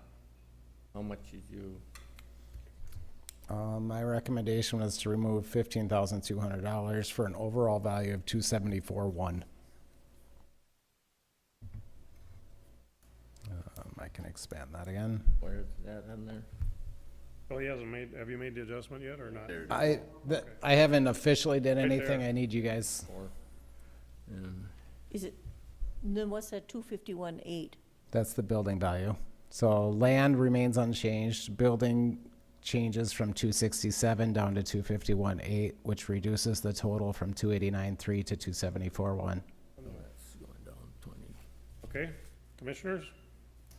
Yeah, I'm okay with that. We have a motion to, reduce it by 15.2, you said? By Commissioner Kenizel, is there a second? Just for clarification. Yes. Or second, if that's just the 15.2 that Chris had suggested, correct? Okay, second. Second by Commissioner Erickson. Yes. Discussion. If not, all those in favor say aye. Aye. Opposed? Carried. Thank you, Russ. Thank you, Thanks, Russ. good people.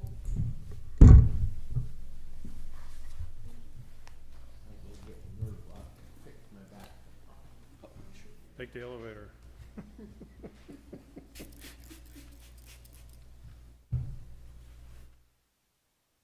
It's not, there are a few other log homes Yeah. in Todd County. It would be fun to look at them, but of course they're in different areas. Different areas. Quick one that comes to but- mind for me was Brad Host. Brad Host. That seems a lot of money for just, Horribly expensive to do. We can look at another time, but that's just one I Yeah. think that would be close. Sure. Be interesting to see. Yeah. Hey, Ken, you can have a seat there, thank you. Chris, you wanna go first, or Ken? Oh, I'm sorry, am I in the wrong one? This is Gina's Gene. husband. Oh, we're back at Jean, okay, I'm sorry. I thought, I seen Jean on here, so I checked her off as a no-show. Sorry about that. Yeah, I was All able right. to make it this time. Yeah, all right. So, go, what do you wanna do, Chris? I am almost there. And welcome Mike, Yeah. not Gene. Yeah, There we go. I didn't know if I was gonna make it or not, but we did. All right, so this is Mike and Jean Aberly's parcel. This is a Brown Prairie parcel. Parcel number is 21-00-200-00. It is classed as an agricultural homestead, and there is 1 acre and a pole shed that is classed as commercial property. Total value is 57.7 on the land, 265 on the buildings, for a total value of $322,700. There is 25.41 acres associated with this parcel. The house is a 1-story with a basement, originally built in 1976, added on to in 2011. Total square feet is just under 1,800 square feet. Deck on the back, finished basement of 1,000 feet, handful of sheds, driveway. There you have it in a nutshell. I believe the floor is yours, Mike. Okay. I got handouts, just to give you an idea. Give them to Chris, you'll. Yep. Thank you. It kind of gives us a brief history of the property when it was sold by my parents,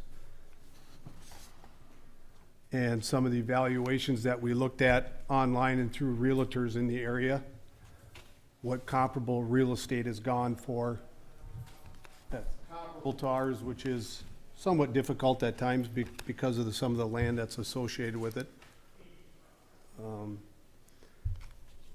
Give you a minute to kind of look over. The top sheet is just basically a summary of some of the history of it.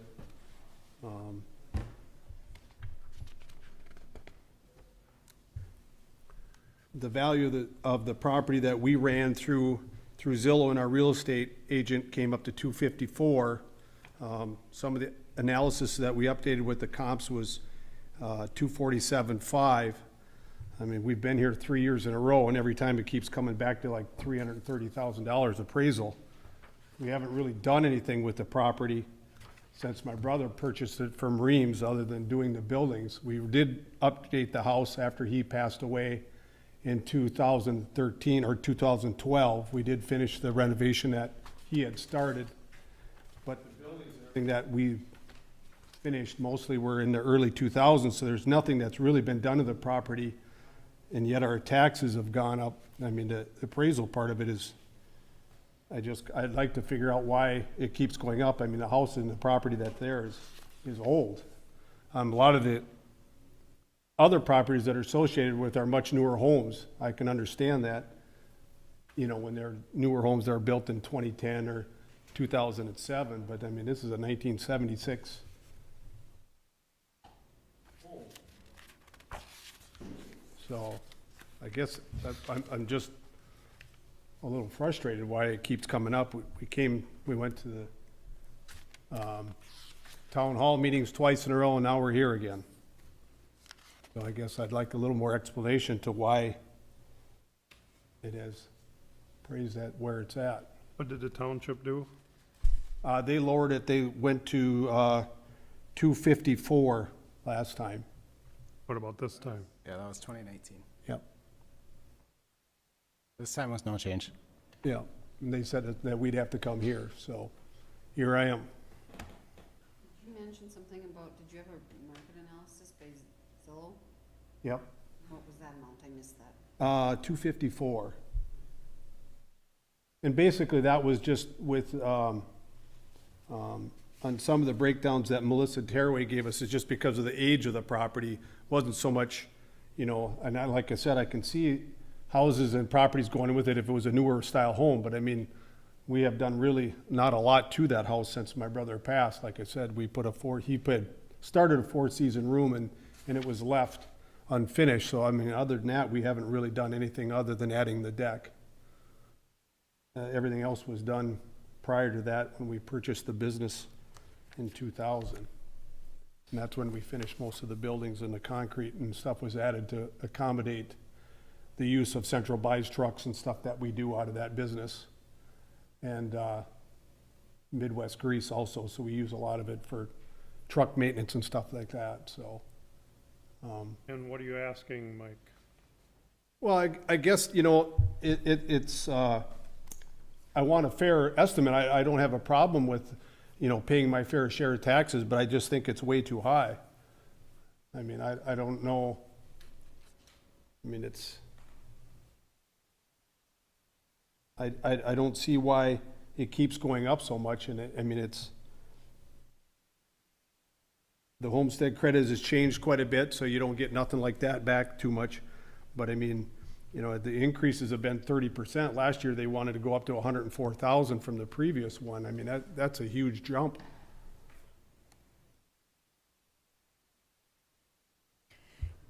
Mr. Chair, if I could, if I heard you correctly, you said last year the township lowered it to 54, 254,000. And the township did that, and they gave reasons to lower it to that point. yes, and, Okay. yeah, and my wife was there at that time. I was out of town, so. Okay. Chris, if I believe right, that the township can lower it, and the following year you have the right to raise it again? That's exactly what happened. Yep. The township did not give a reason. They threw a blanket at it and didn't give me any. The reason I show you the field sheets first is to show you what we're physically looking at. It's a good spot to start. The next thing I usually do is show you sales, to show that other physical things that occur that look and act like your parcel, you being general. The township didn't do any of that. They heard nothing. I've got the records in here and we can show them if we need to, but I did not believe that their change was warranted.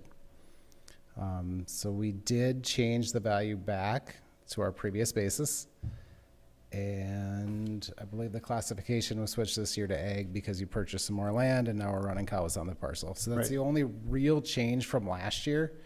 If we ignore what the township board did, we changed it to ag and called it a day. That was about it.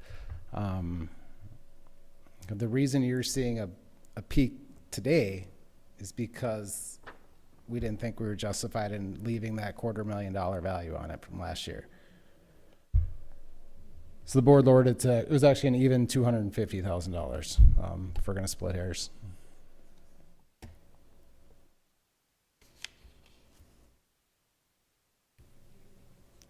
What's the county value on it? That's why it's confusing. Sorry, let Yeah. me put some of this stuff up. I was looking while Michael was talking. Here's his field sheet again. We've seen that. Here's the aerial. This is the part used for commercial, house, detached garage, couple sheds. Actually, let's do, this is just land, Round Prairie Township, 30 acres, sold for 130. So at the time, this was 30 acres of land. The mobile home wasn't there yet. The pole sheds were. So now we have 3 pole sheds, 30 acres of land in Round Prairie Township, and it sold for 130.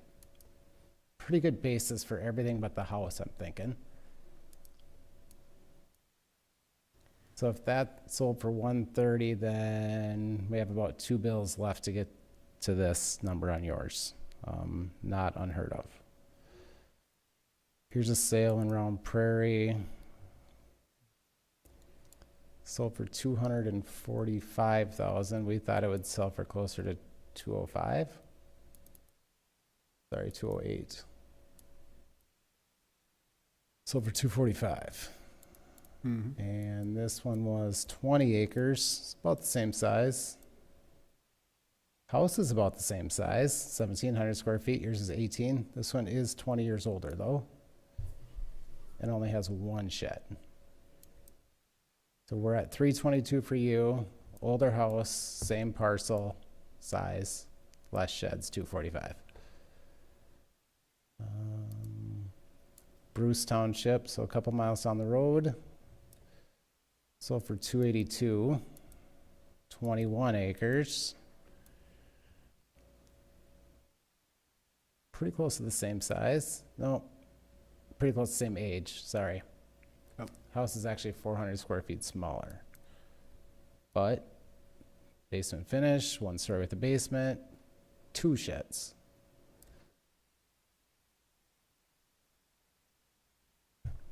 I mean, these are just comps. You guys have seen comps, you know I have comps. We don't put values on unless we have comps. Mr. Chair, if I could. Yes. Chris, did, what township are you in? We're in Round Prairie. Round Prairie, did they have a equalization meeting? They did. Was it by Zoom? Or did you go out? Go to. Yep. It was go to. It was what, by Zoom? Zoom. It was a virtual meeting. If- It was done okay. digitally. Did they have anybody show up for that meeting? I did. Let's check. Meeting notes. 6-year appeal total. I keep spreadsheets. This is one of them. This is the number of parcels appealed to local boards in the last 6 years. Can you blow it up a little bit? I Yeah, can't. you can't see anything. I believe I can. There. 2020, so here's Round Prairie, highlighted one. 5 people showed up this year, 11 last year. 11, or last year was an anomaly, we know that. So 2020 we had 5, 4, 6, 0, 0. So this is just a grand total down here, just to show you what it looked like. I know we've had some concerns that people are having a hard time with the Zooms and the go-tos and the virtual meetings. Our total for 2020 is very similar to what it was every year except for last year's mess. 47, 54, 35, 22, 67. Par for course. And Round Prairie, I'd say it was the same. Does that answer your question, Commissioner Becker? I guess so. We also did keep some notes on the files. It was a little awkward for us to participate in the go-to meetings, so we did keep handwritten notes every time. Round Prairie was at 9 in the morning. Looks like everybody but Julie was there. Stan Menson, he's supposed to be here tonight, hasn't showed up. Mike and Jean Aberly. 322.7 property value this year. Nothing changed from last year on her property. 240 appraisals from a $240,000 appraisal dated 2013. Had some comps she printed for properties in northern part of county. Assessed value on our comparables are close to what we have them assessed at. Chris explained we'd look at to get our value. Chris explained how market has changed and how that affects value. Board made no change. Gene will make an appointment. That's it on them. Okay. All right, commissioners?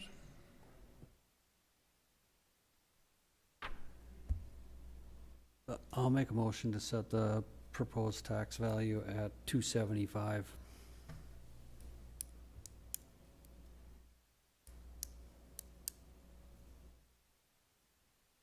All right, we have a motion by Commissioner Newman to set it at 275. Is there a second?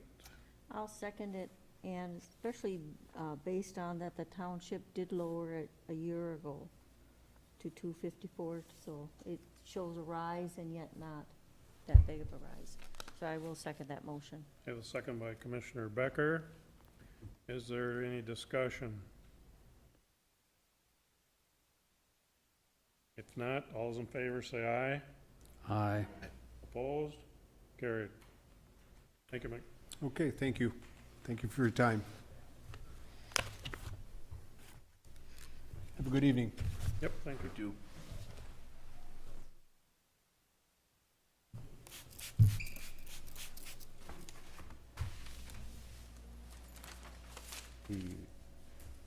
He was here.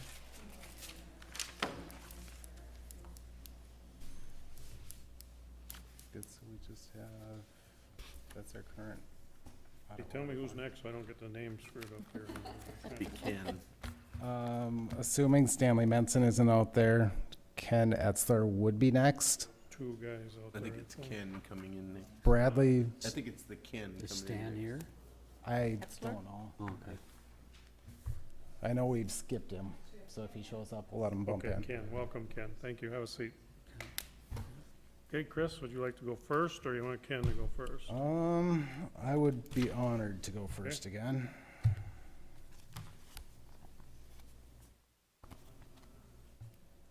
If I can get my stuff together.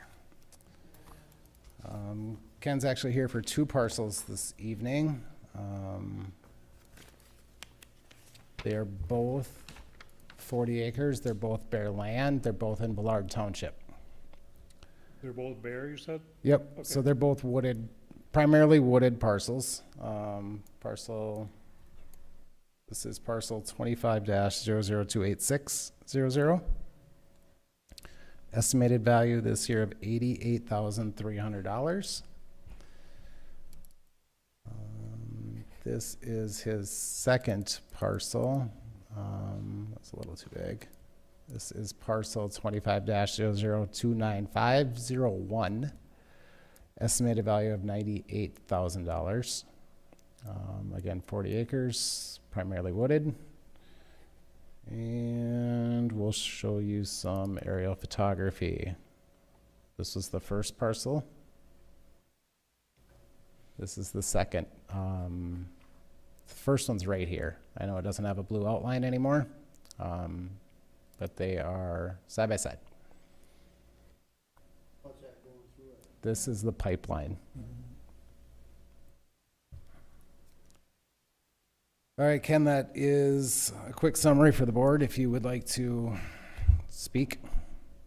Yes, what I've done is I, of course, took an average of what is being valued per acre, and both of them are different, of course, because of the price, and the acreage is the same.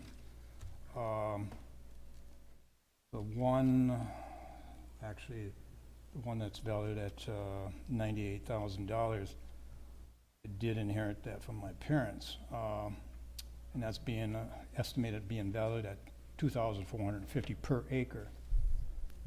And the other 40 acres, which I purchased from the Potlatch land in 2017, it was land that we always hunted, but now I had the opportunity to buy it from Potlatch because it was landlocked, and the Potlatch couldn't really sell it. So they contacted the landowners that adjoined the 40 acres, and so then I purchased it from them in 2017 for $27,500. Then again, because it was landlocked. And both these parcels are landlocked. So in other words, if I was to sell them, that would be a hard sell. Let me stop you right there. You do have a perpetual easement that goes with the first parcel, and these two parcels are contiguous. This is the document that you received it from your parents. The first part's the legal description of the parcel. The highlighted part says this is a 2-rod easement, and this is bottom part says to have and hold said easement and give to whoever I want to. So this is not landlocked. This has an easement to the road. Okay, that would be to the 140. The one that, yeah, because that is my brother. And that would be to the property, and I think that was done, what would have been done at the time it was willed over. 1996, Yeah, June okay. the 5th. Okay. But the other parcel, But they're contiguous to each other. They touch. This Yes, easement, they if are. you can get to one, you can get to the other. that is correct, because they run together. But I guess my question would be, even if there is easement to it, the value of what actually sold here and closed in 2019, which is actually across from there, there was 120 acres that sold at an average, well, it sold, then again, it was potlatch land that was listed, they listed it for, what was it, 220,000, I believe, or and it sold for 199.5, which then again puts it at 1,662 per acre for that 120 acres. So I guess I'm having a hard time believing that just in this short of time that the land that I have here is worth 2,400 when they closed in November 2019 at $1,662 per acre. So that's kind of where I'm coming from. I'm having a hard time, because I know I could never sell it for that. There's no way that I could sell that for what it's being valued at. And I keep looking at the back of these, and of course, I mean, I have other properties that I own, and and I don't mind paying the taxes if I know that it's a fair value, that tomorrow I could sell it and get what you're telling me it's worth. I don't have a problem paying the taxes, but I really have a problem when it's just about doubled, in my eyes, of what I could actually sell it for.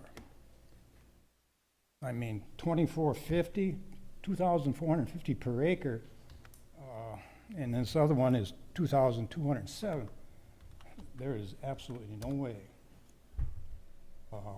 I mean, it's probably close to, in my eyes, estimated about $1,000 too much per acre. Is this I paid $27,500 for it just in 2017, and it's only 3 years later, and now it's worth $88,300. Is this the 120 you referred to on the screen? The one I bought from Potlatch. No, the one that you said sold that you're using as a comp. Is this it? Yeah, it's Right right by out- the Hart Farm on the corner of 28? It was 120 acres. It actually belonged to Potlatch, and they closed in November 6th, I believe it was. Yeah, November 6th, 2019. Oh, we haven't used that sale yet. I thought we were looking at data that we used for the 2019. You're Yeah, ahead of me a little bit. It was just before deer hunting, Right, so this last deer hunting. we're gonna look at it for 21, but let's look at it today anyway. So our sales study actually ends end of September. Anything that sells October and later gets pushed to the next year. So that's why I don't have this sale listed. Yeah. We haven't used it yet. Then, right now, which is 70 acres, that is just probably within a quarter of a mile, actually, it's right across the road from 407 Street. There's 70 acres for sale, and they want 105,000, which actually is $1,500 per acre, and it's for sale today for 105,000. And it's been on the market for a while. So that's what I'm saying. I'm gonna have a hard time if I wanted to go sell this for this price. I would. I don't never. see the one you're referring to. The one that's for sale now. Yeah. No, the one that, the potlatch sale. I got a copy here if you want to. Please. Actually, can you throw it on the overhead? Let everybody see it. Oh.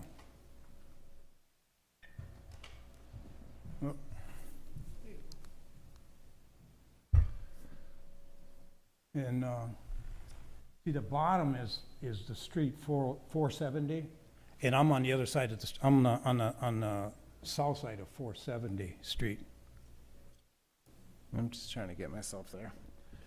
I got another copy that might be a little bit better.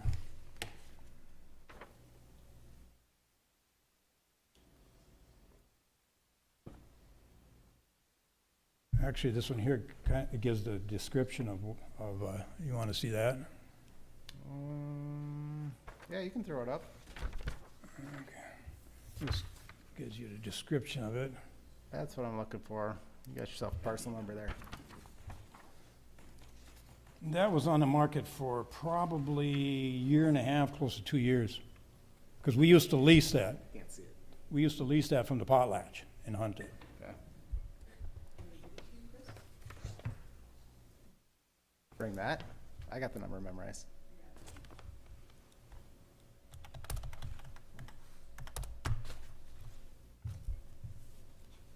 That one. Yeah. Sold in November. Yep, November 6th. 199.5. Currently it's at 284. That's big. That's big. It's a big change. It's a big difference.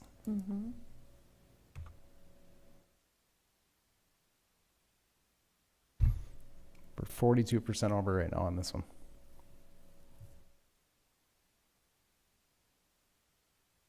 And it was a pretty good piece of property, it was right on the road. Yep. I'm not arguing with you. The reason we haven't looked at it is because it's a 21 sale. It's next year's, when we sit in here 1 year from today, this sale's gonna be on my screen. But we're a year Correct, early yeah. on it, so that's why we haven't used it yet. It's Okay, I not like I'm understand that. ignoring it and pretending this comp doesn't exist. It just doesn't exist today. Chair, if I Yeah, but, Chris, how much did that sell per acre? It's so hard to read these numbers off these screens. How- 190 And how, how many 120 acres? Yep. I think he said it was 120 acres. and it was- 1662, 16 $1,662 per acre. Yeah, per acre. Okay. And it's real comparable land, Chris? Assumably, obviously I haven't researched it. It's about $1,000. But it looks like it's right here. He's right. It's about quarter mile away. Yeah, Yeah, it's real close. Um, and it's all over in that Philbrook. Yep, Yeah. northwest of Philbrook. Yeah, Like I said, we actually leased that land for probably 10-plus years for hunting, okay. and then,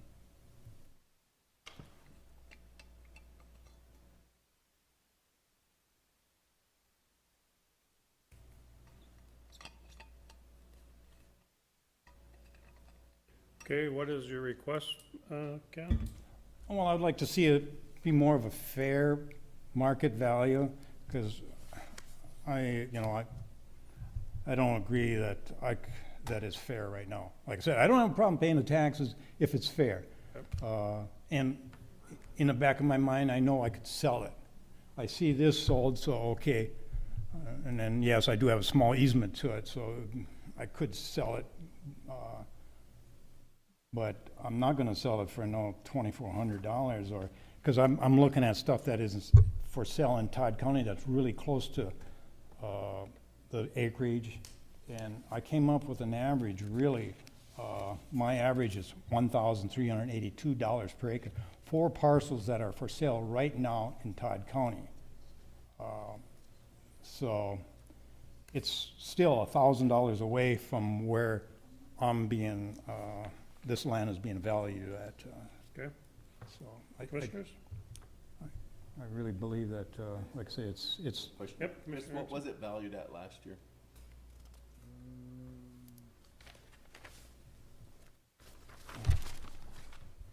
I seen it go by, but I didn't get it. So here, again, looking at 2 parcels. Parcel number 1 went up $10,200. Parcel number 2 went up 11,600, if my math's any good. yeah, Chris, at $1,600 an acre, what would that come up to? 16 even, Yeah, or 1650? or 1664 like the sale? Yeah, that would be 1660. Was it 64 or 62? I had 62. 1662 is what I wrote down. So 1662, each parcel's 40 acres. Each parcel would be $66,500. In reality, it's $66,480, but we always round to the closest hundred, so 66.5. Well, is it fair to, in apples to apples, are both parcels the same, Yeah, why was one, classification? They are the same class. They're both rural vacant land, meaning there's nothing going on except for land. There's no farming activity. Nobody's living there. If you take these two as a total, you would say that this is an 80-acre parcel. The other one's a 120. This one's 40 acres off the road. That one has a 40 on and an 80 off. They're within a half mile of each other. Yeah, they're definitely comps. It's a comp. Okay. It is next year's comp, but it's a comp. Yep, okay. Yes, Motion that we move $1,800. 18. motion by Commissioner Kenizel. I would like to have some discussion, if I could. Prior to, Yes. Okay, I would like to see it move down to 1662, the sale of the last property. I made a motion. Yeah, that's why I'm having some discussion right now. well, we need a second before we can have discussion, so then we can change it or vote it down, so. We should have had before we had a motion, we should have had discussion if you wanted to. But we have a motion and I'll ask for a second. If it dies, then we can have more discussions. And you said what, Gary? I didn't catch. 1,800. All right, is there a second? I'll second that. Second by Commissioner Eric, and now we can have discussion. I would like to see it move down to that 1662, the sale price of the property next to it. I believe the value is the same. So you're saying 1,660? $662 per acre, yes. 1,662, right? Yes. And that's the value of the sale of that other property. Okay, we have a motion on the floor for 1,800, and we have a second. So I will ask for a roll call vote on this one. So who's gonna do that? You? All right. We started off with Commissioner Kneisel. Kneisel, Yes. Commissioner Erickson, Yes. Commissioner Becker, No, I'd like to see it go down to 1662. Commissioner Newman, No. Commissioner Kircher.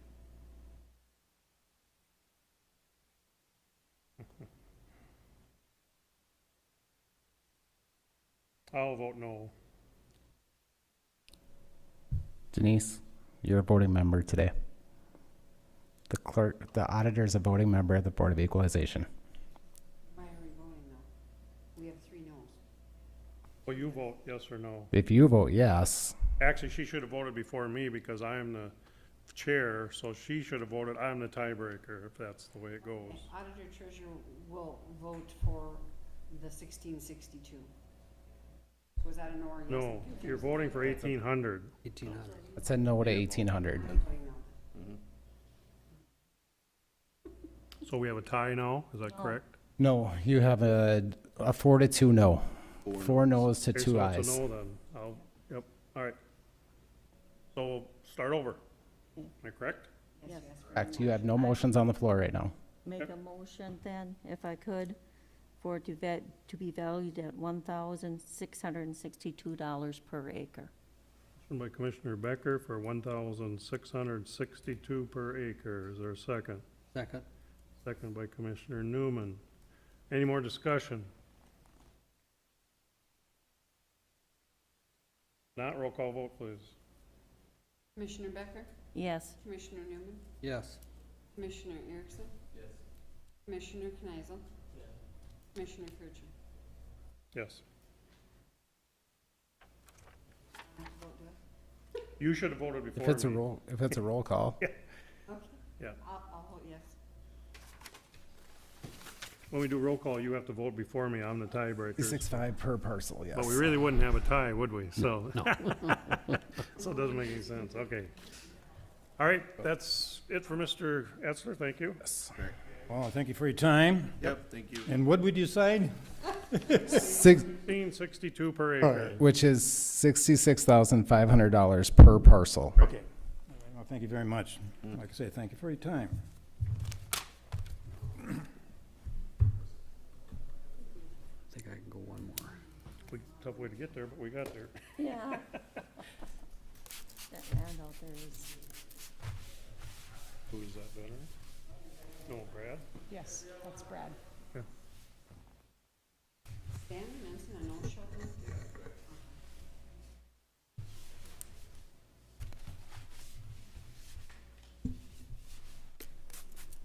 Chris, you can come to my house tomorrow if you want. My hands are gonna be so chapped. I think I'm starting to get fumed. with that Yeah. smell. I don't smell it, really. Oh, man, when she comes back after she sprays, it's like,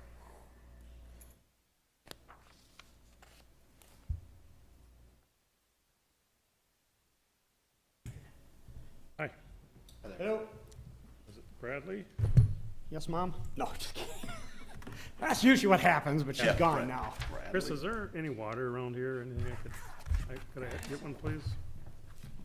Okay, you wanna start this one, Chris, or do you? Please. Okay. I'm actually ready this time too, if you believe it or Okay. not. This is Brad Versland. Is that how you pronounce your last Very name? good. Okay. He has two parcels today. The first one is parcel 38-008700. This is his home. No, excuse me. This is his Late mother's. non-homestead home. Used to be his mother's house. Here is picture with corresponding sketch. This is a small house. It's 786 square feet. One story with a basement, built in 1910. Open porch that you can see. Patio, concrete or asphalt driveway, detached garage. That's it. If I may, board, do you want to do these houses one at a time, or do you want, they're two separate issues? Do you want to hear one parcel all the way through and then move to the second parcel, or do you want to summarize them together? Let's just look at them both, I think, and then we can go back. All right. Here's the second house. This is where Brad lives. Parcel is 38-00-900-00. Current market value is 76,700, which is identical to last year. This is just shy of 1,200 square foot home. Part of it has a basement, part of it does not. Attached garage, open porch in the back.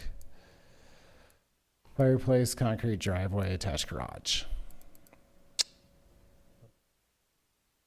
That's my two summaries. Brad, you're up. Okay. No, I've never done this before, so I have no idea what we're doing or how to do it. For my late mother's property, I originally bought that in 2004. Did a life estate to her and my father. They both have passed away. That's why it's sitting vacant and have not been able to do anything with it. I have actually had it up for sale in the past for $55,000 and $60,000. And the only way that I can sell that property is if I'm willing to do a contract for deed at $50,000 and basically no down payment. And I'm not going to do that in the city of Staples because every one of those houses get trashed like that, and then I end up having to put all the money back in to try and go do the same thing.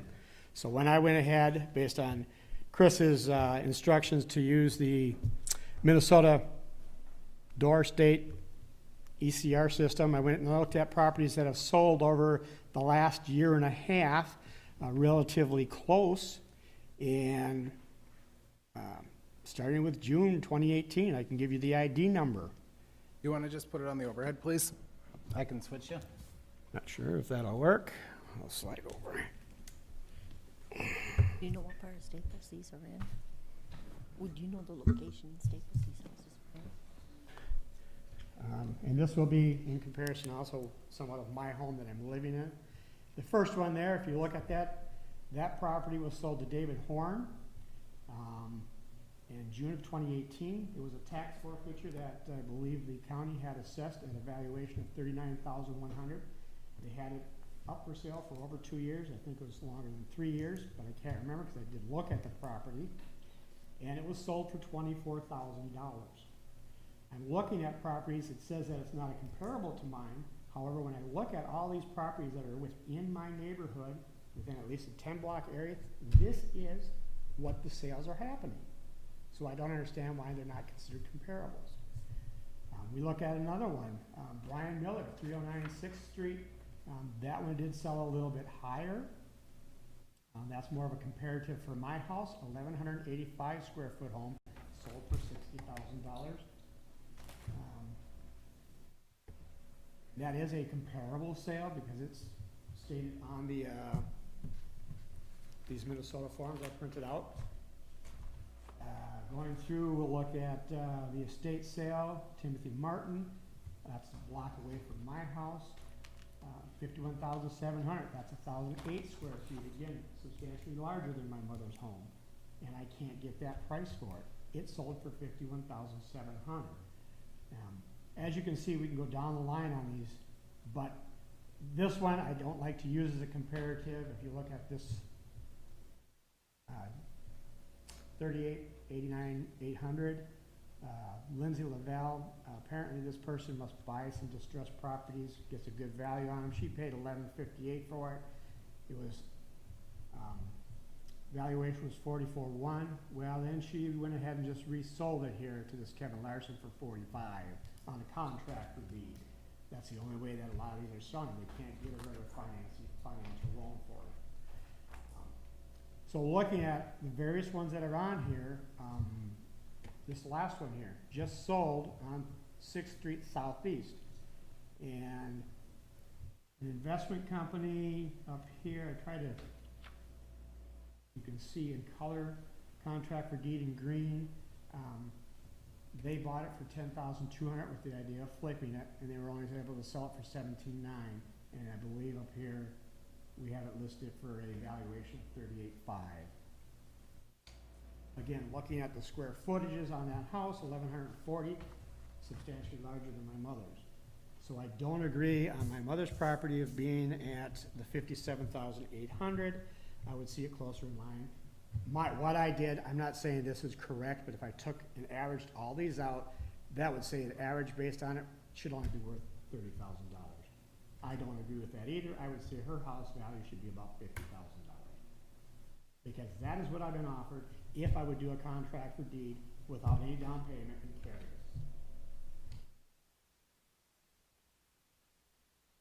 it. Okay. That is on that one. Following somewhat the same line on my home, the only difference on my home from when I bought it, Mr. Frizzle, can I ask you to use? Hello? all right.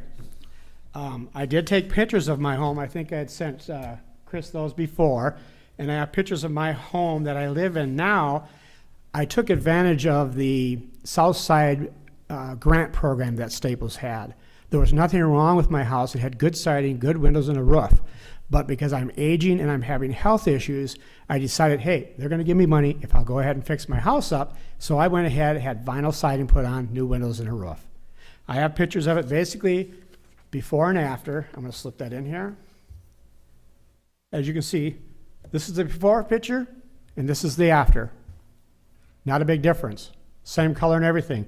The only thing is, obviously, I took off the awnings off of it, and up on the top had scallops instead of the yellow going all the way up.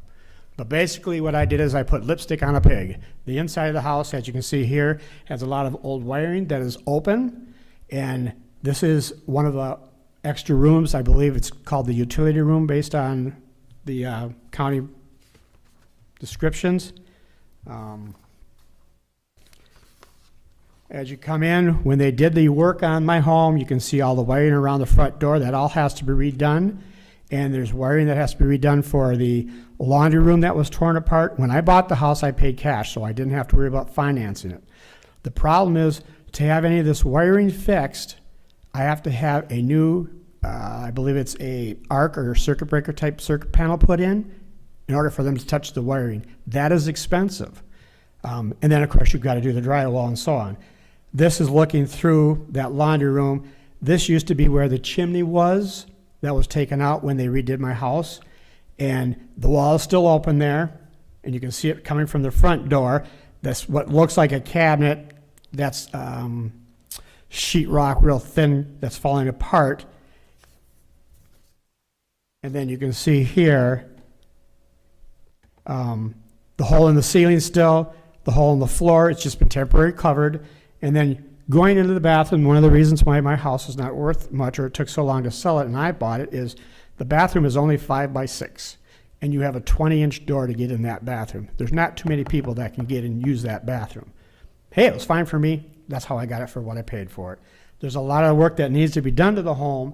You don't see it from the outside, and the outside looks great. But then when I start looking at what other houses have sold for that don't need that work, that have sold for substantially less, I can't see my house being worth $75,000. I can't sell it for that, especially when I have a house that's just south of me, 2 houses down that sold for $24,000 You got the other house on the two houses to the north of me that sold for 45 just now on a contract for deed.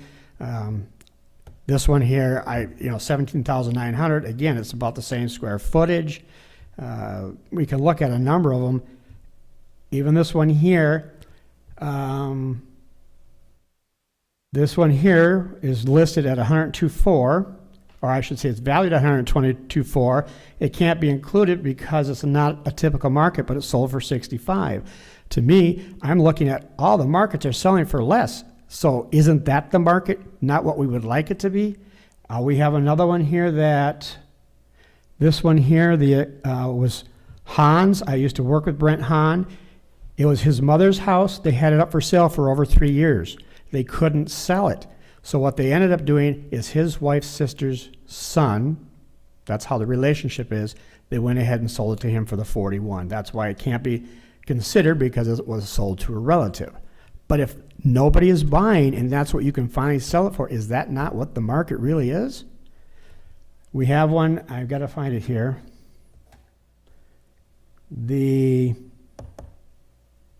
Right here.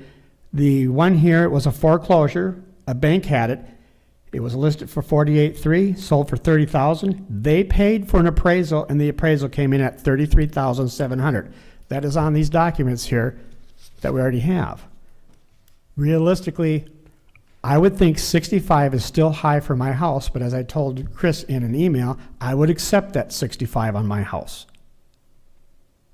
But it's not something I can sell for 75, and that's what the market is telling me. In addition to that, unfortunately, I didn't print out the pictures. Location matters. And I have that house on the corner that was a tax forfeiture, and my next door neighbors, they are junkyards. And you can't clean them up. I've complained to the city. The city will go ahead, give them their nuisance ordinance warning. They can only do it once a year, they said. So I have to live next to that, try and sell that. There's people, they're not going to buy it. So location matters. Unfortunately, I own my house first. I don't expect them to have a better home and garden, but not junk all over. Right now, they've got a car broken down in the front yard, 2 in the back, and a van, plus all their garbage around. To me, that all affects the market valuation on it. If I can speak to the very top one, because I sold that on the tax forfeiture for the 39,000? 39.1. Yeah. That was a corner lot.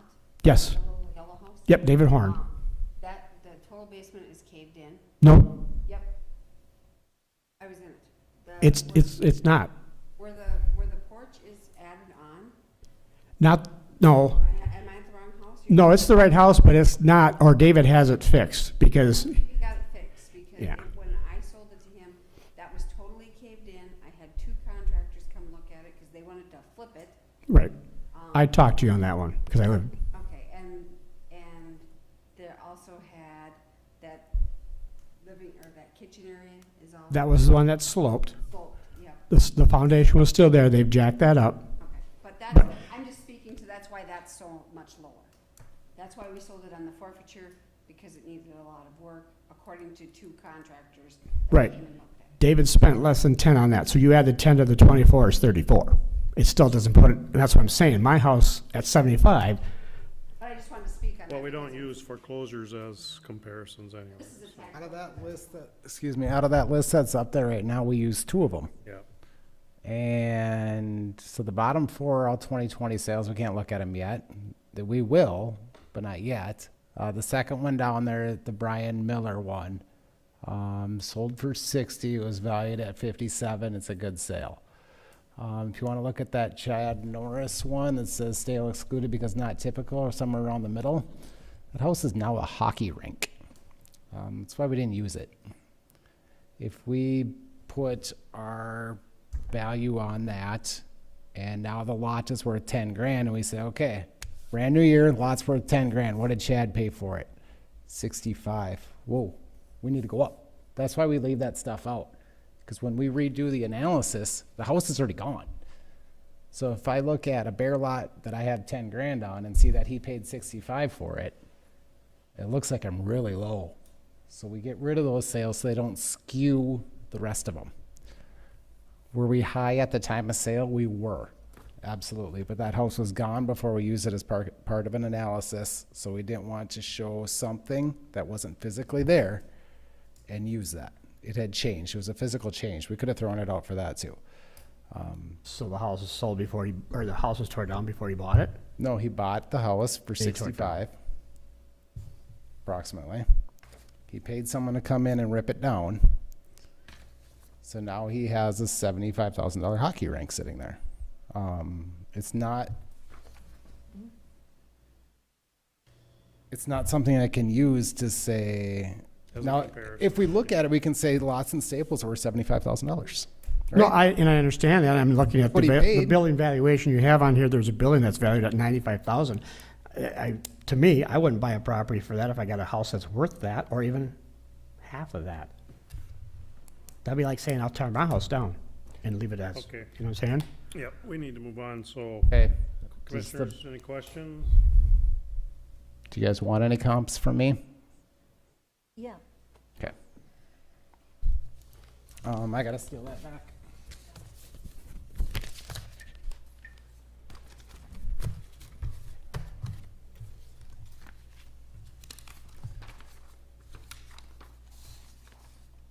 Trying to find my mouse. This is Brad's house here. 50,000. Is what he paid for it. This one is a story and a quarter, 1,200 square feet. His is 1,200 square feet. This sold for $75,000. This one was built in the 1800s though, so they do have that going on that are different. This house here, Wisconsin Avenue, not too far away, sold for $120,000. It's a little bit smaller than his though. Age is about the same. This one here, this one has a pole shed that you don't see on here, but the value is included. Sold for $80,000. No basements, same size house, 1,200 square feet. One story, no basement, 1,200 square feet. In my mind, this is the best comp. This is the one I want to brag about though, or this one, but this is truly the best one. There's $80,000 for a one-story house, no basement, same size, same neighborhood.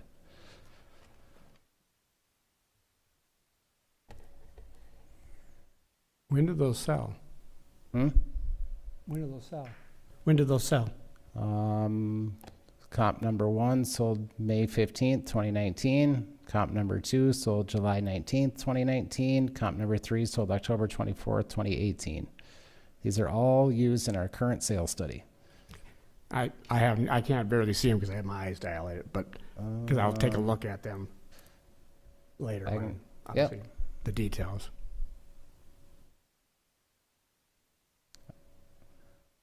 Crawford, $75,000 on May 19th. Teresa Goltz, $120,000, July 19. Steve Larson, $80,000, October 24th, 2018. One story, 1,200 square feet. One story with a basement, 1,000 square feet. 1 1/4 story, no basement, 1,200 square feet. Your house, one story, 1,200 square feet.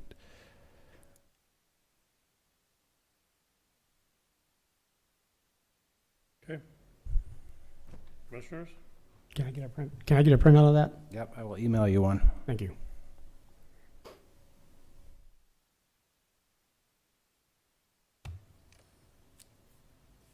And also, is the basement included in square footage on mine? Or is it just the main What floor? we show is a footprint. So if we say 1,200 square feet, that would be the footprint. If you lifted the building off, that's how much ground it would take up. So it doesn't include the basement as extra? From that point, we have our baseline, our normal everyday house includes a basement. If it does not have a basement, we subtract from our normal rate. If it has additional footage up top, we add. So we start at one story with a basement, and then we adjust up or down from there. We adjust for age, size, location, basement finish, upper stories, quality. All of those things are taken from our start point. Okay, so how do you adjust for my basement? It's a 6-foot mechanical room, the rest is all crawl space? Do you If add we or decrease go- for that? Just so I understand where we're at. It's a no basement. Most of it is no basement. There is a small part with a basement. The center, that's the mechanical room. Correct. Um,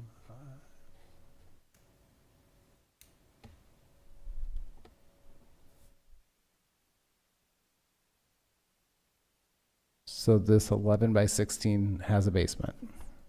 The rest does not. That is the third line item that you're going to see. Here's our net rate. It's $48.53 for the portions without. It's $55.61 with. So it's about, call it $7 more per square foot for the basement. Okay, so the basement is included in it. The basement's included in that section that has a basement, yes. Okay, even. Okay, commissioners? Chris, if I can ask you, what was the value of the county? County had it valued, was it 65,000 or 75,000? On my home is For 70. the first one, or for his parcel, the one that he lives on? I'm heading up there. 5. 76.7. 70, 76,700.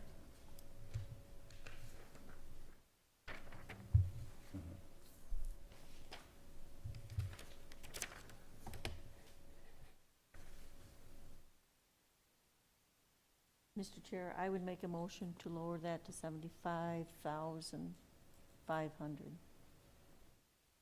The home? Yes, the value is 75,500. That'd be lowering it by $1,200. Motion by Commissioner Becker to lower it to 75.5, the home. Is there a second? Second. Second by Commissioner Newman. Discussion? If not, all those in favor say aye. Aye. Opposed? Carried. Okay, then the other, was there another one? Yes. Yes, there was.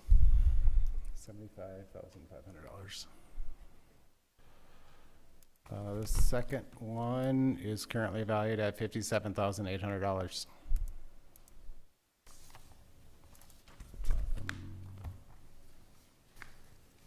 This is the non-homestead one with the pink trim.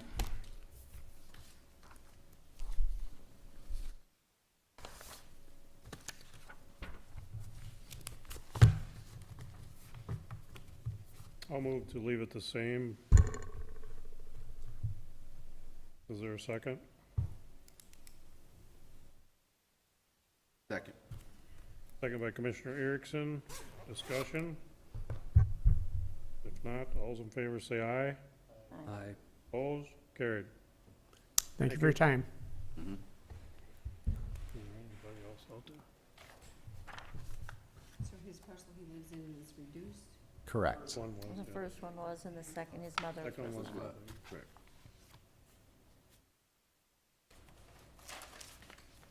This first one wasn't really either. Yeah, I know.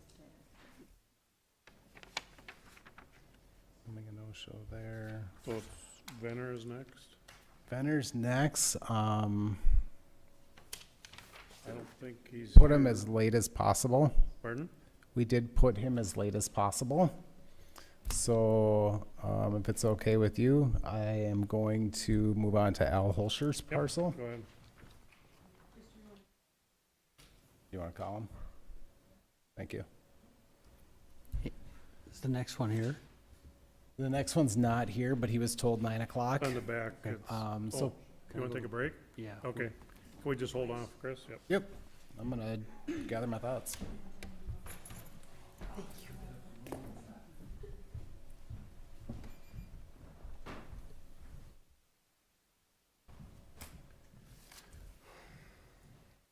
You looked in the inside of that house, look, oh, look at that. Which one? And his wiring and everything In that house? in that house. Phew. I'm surprised he can get insurance on it.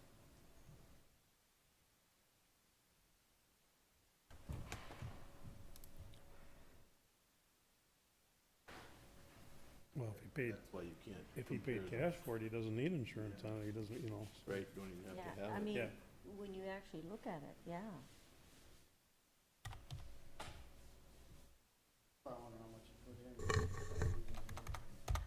He must have, Chris, what was the thing that they had with the south side of Staples?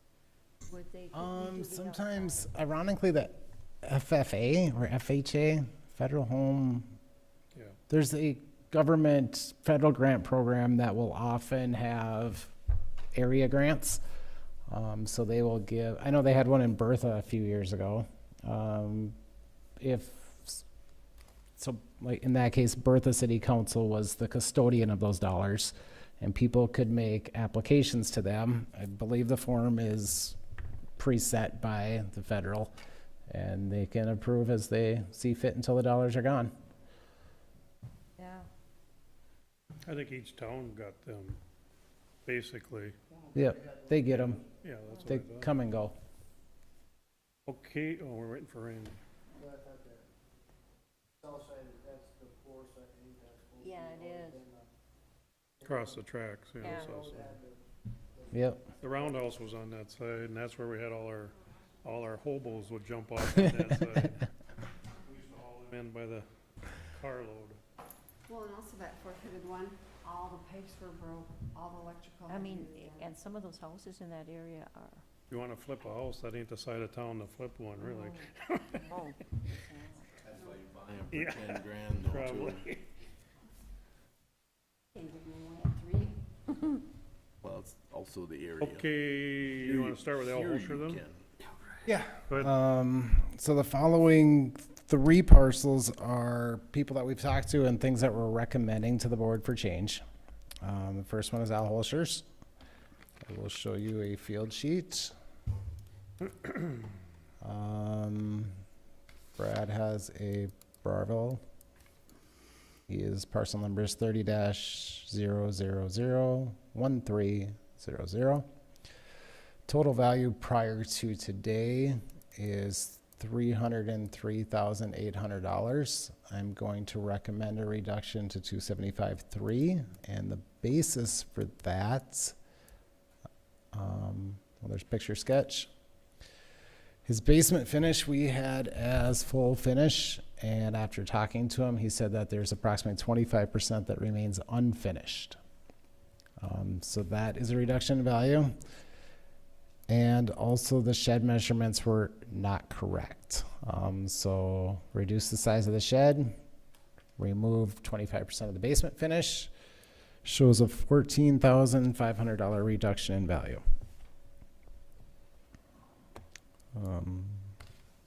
That's all I got for him. That's it for him? Okay, commissioners?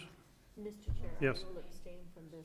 All right, Commissioner Becker will abstain from this, or because of conflict, so. I had 14, didn't I?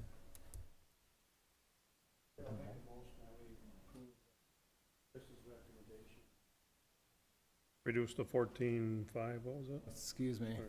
Just a second, my math needs work. Uh-oh. Yeah.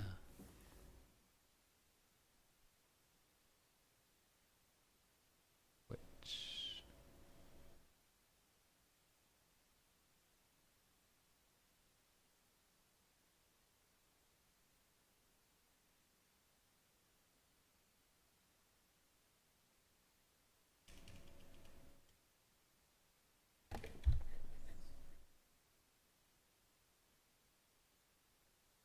for down here.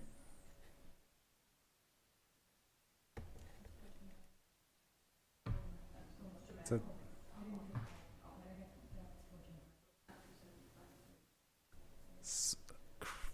you're right. There's the bad math. So 24,000 plus 26.5.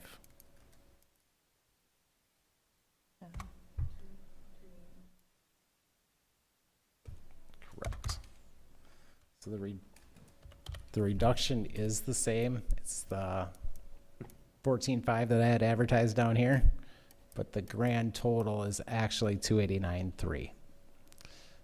This number that I had shown was incorrect. Okay, Commissioner Kneisel made a motion to accept your recommendation. Is there a second? Second. Second by Commissioner Newman. Is there any more discussion? If not, all those in favor say aye. Aye. Opposed? Carried. Okay, I abstain. Commissioner Becker abstained from that one. The next one is a bare lot in Long Prairie City. It's owned by Thane I Schultz. can't see that. I'm trying. Current value is $29,100. Thane actually purchased this parcel for $14,000 approximately 8 years ago. We talked and he showed me a listing that I will find.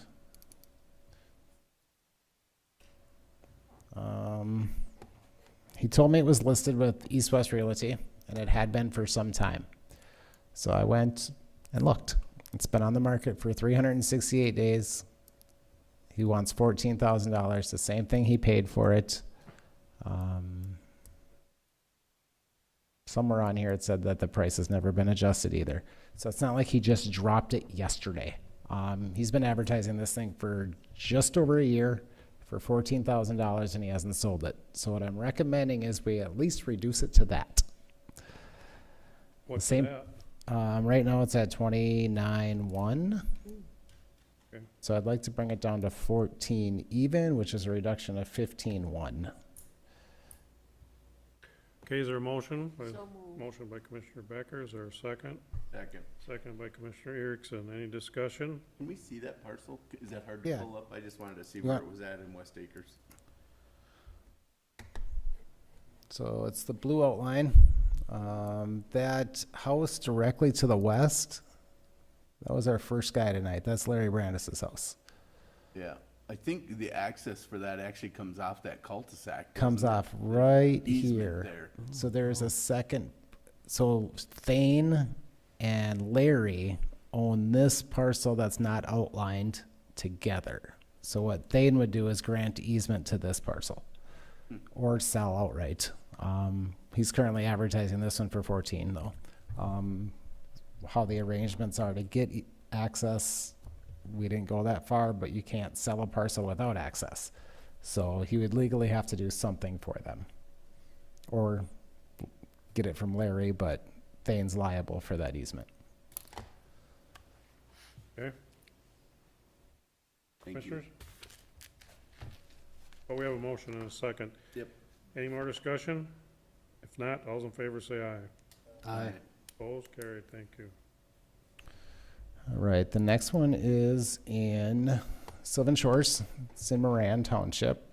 Parcel is 19-0051100. This is the first parcel you see tonight that I am asking for an increase on. Prior to May 11th, we knew that this had $9,100 worth of land, and we thought it was just a garage he was living in. Turns out it's not. And according to the sewer permit for the loan program that Todd County now offers, it's not. So we talked to him. Well, here's some notes. These are Amy Ebnett's notes. She talked to him on May 11th. I'll read them for the record. I talked to Gene Kuhn today in regards to his property improvements. Per our phone conversation, we will recommend a property value increase adjustment from $13,900 to $45,400 for the 2020 assessment at the County Board of Appeal and Equalization meeting on Monday, June 15th, 2020. Mr. Kuhn is aware of the adjustment and when it is scheduled for approval. He stated that the structure is still incomplete and the construction at this point was done prior to January 2nd of 2020. If you have any questions, please contact Chris or myself. The reason she writes January 2nd, 2020 is because that's the assessment date. So after their phone conversation, we went from, I'm going to make it a little bigger, a detached garage, effectively 2018, which is 24 by 20 feet, 480 in total, to a one-story house, 2018, much bigger in size now, still incomplete, still 32% incomplete. Do you have a picture of it, Chris? I don't have a new picture. I only have the old picture left. I wonder though, with our new aerial photos, what we can see. That's it? We gotta do more than that. Oh, I'm gonna buy that one. yeah. For 45. So these are the new aerial photos. This is my first time going to this parcel. This is a concrete slab. This is, yeah, and actually Amy's new measurements did show that he had added on. So now we have 860 square feet, 864. We used to have less.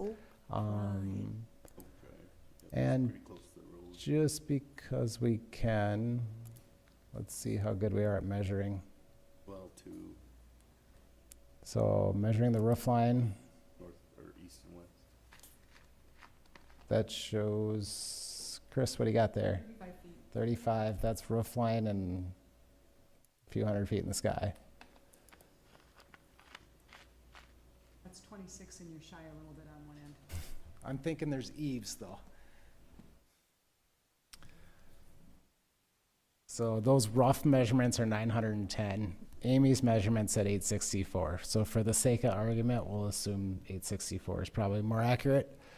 I want to see if we can see a north view. Nope, too many trees.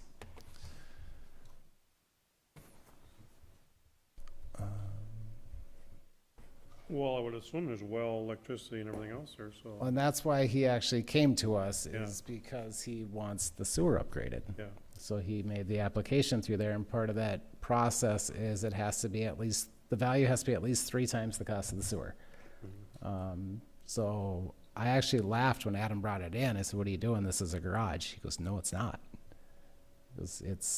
He's living there, and his sewer is uncompliant. He's been working on the house, converted the house, added on whatever. But, so that's why Amy called the owner, said, "We understand that it's not what we thought it was." Okay, Where's that located, Chris? Let's back up.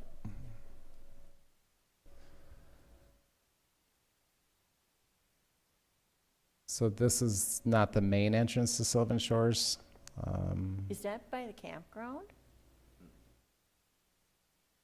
No? Here's the bridge. Oak, you see Oak on there? Oak Drive is right up there at the top. Is that the Sumas? This is Paskowitz's farm right here. Oh, okay, yeah. So then you Your cross you're down Paskowitz's by the bridge, pass. straight in, and just off the tee. And Oak Drive is right on the top. There was a real, property with a real big problem there that they'd been fixing on. Is that property? I think he bought this from them. Oh, he bought that from there. Okay, because planning and zoning were We- spending a lot of time. Yep, and we actually had a note to use caution when stopping. Yes, That's not this guy, so Okay. that's good. okay. So 2018, there was a sale. Okay,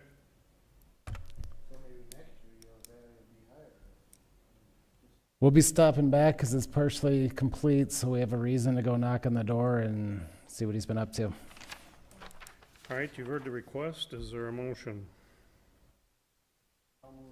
Motion by Commissioner Canizzo, is there a second? I'll second it. Second by Commissioner Becker, discussion. If not, all those in favor say aye. Aye. Opposed, carried, thank you. What else? Forward, Patty?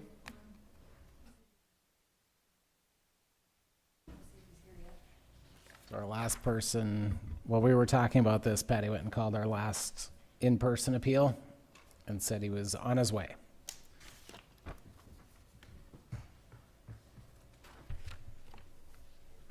So, do they know what year he was built that building, that house? I don't know if we know exactly, but the fact that he bought it in 18 leads me to believe we weren't too late. Okay. Interesting.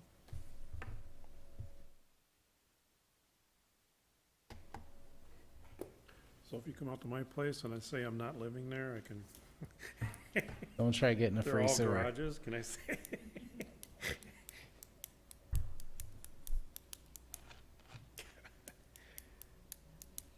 Cause that other one, they were building that on tires. Oh, Said it wasn't, Movable then. connected to the land. oh, we don't care. Whether it's connected or not, it's still, Yeah. 'cause, I mean, think mobile home. It's the easiest way to analyze that. Long to put cots up. Maybe we should just have our board meeting tonight, and then we don't have to come back tomorrow. 12 hours from now? No, I gotta go have a beer or something, I can't. I don't have, that's why. I don't have anything. I wouldn't. Son went for supper at Midway. Man, they made that nice. I didn't know we did all that remodeling during the COVID.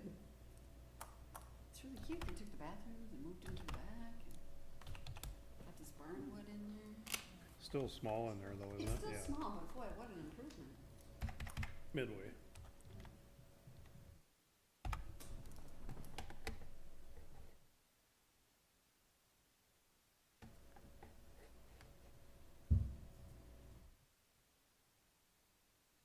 Do they?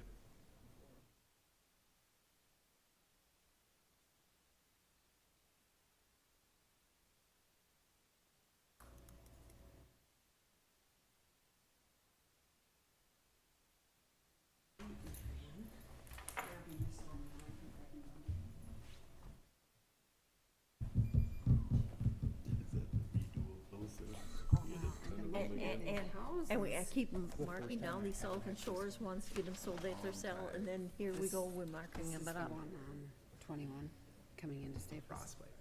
That David, whatever.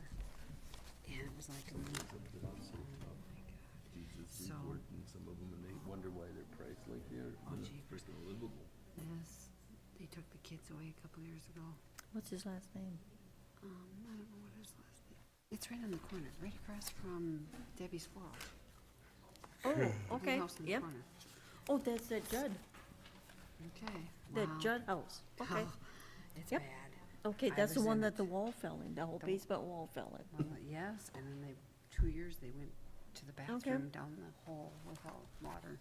But there for a while, So- they had some animals living up in the. Yeah, they do that too. So Okay. I think that you could do down to 5 too. I don't even know that you would, the city doesn't even want it, so, 5,000? yeah. Rod, you wanna buy a house? Nope, not that kind.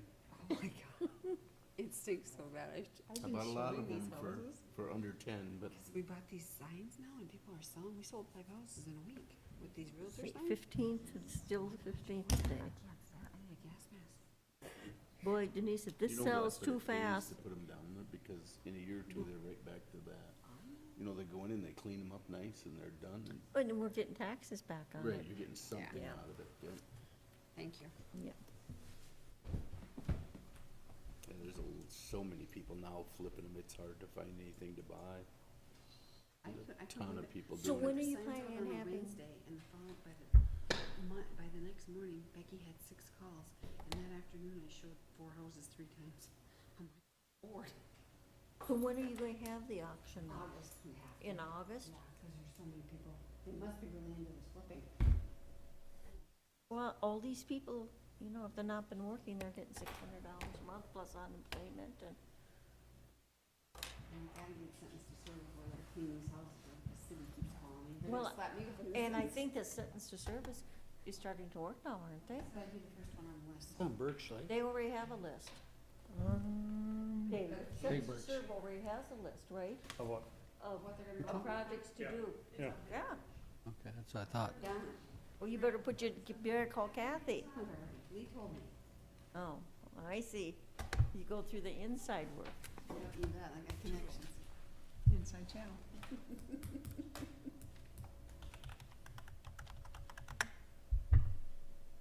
This guy got 3 parcels? Mm-hmm. Is that at Cowles Point or?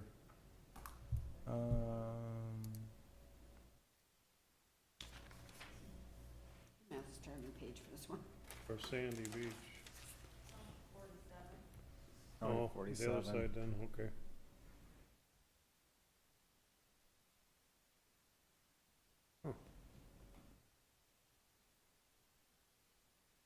That's the shack. Is it for sale? There's one for sale right in that area right down Is there? See what we can do. That's not the ritzy part of the lake. Oh, it's.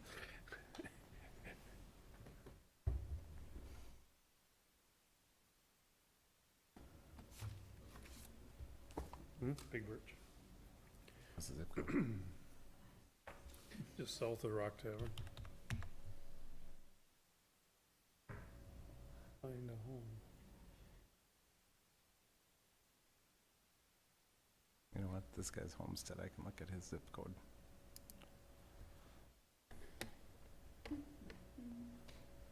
Five six 336. Freeport, there's that gray eagle, This is Gray Eagle. yeah.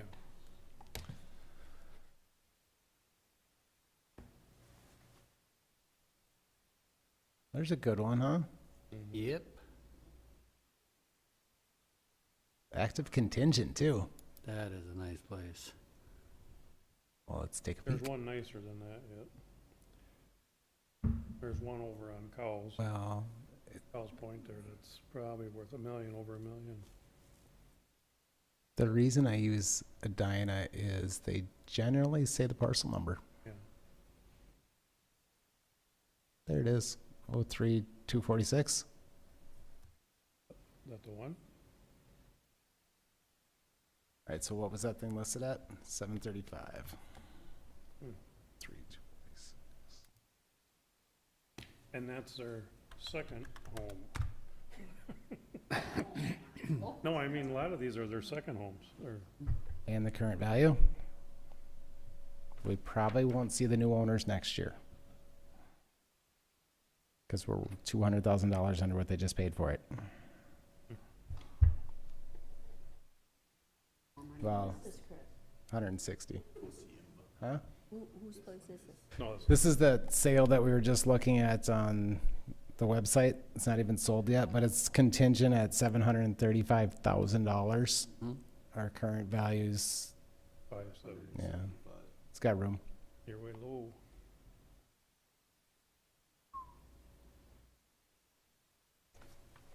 So if this isn't the good one,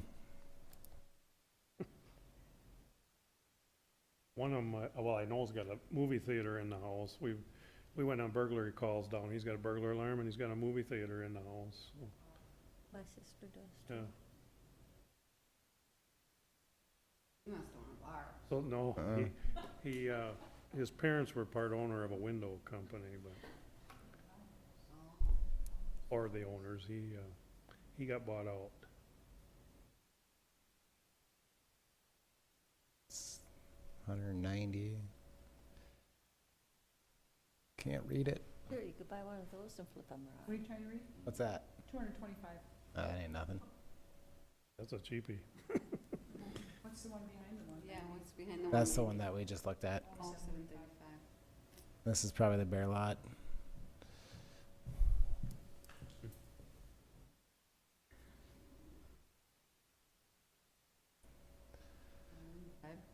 The 500,000, right? Mhm. Oh, I wasn't kidding. That 189,000, it is bare lot. No, Yep. that's Here's, probably over on the County 19 there. here's a $500,000 one.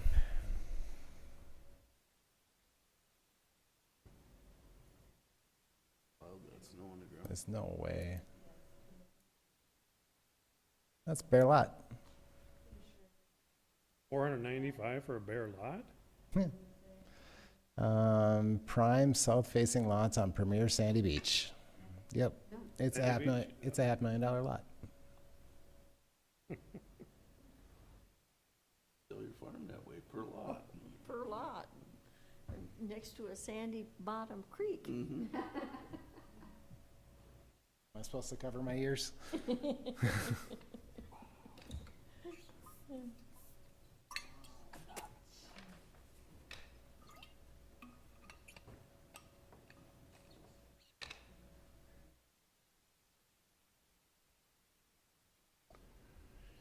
Yeah.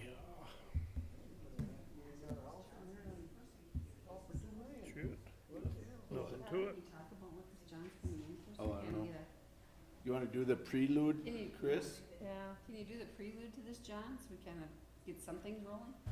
I'm just thinking. Yeah, Yeah. I don't know why we're waiting for him even. There's this parcel up there.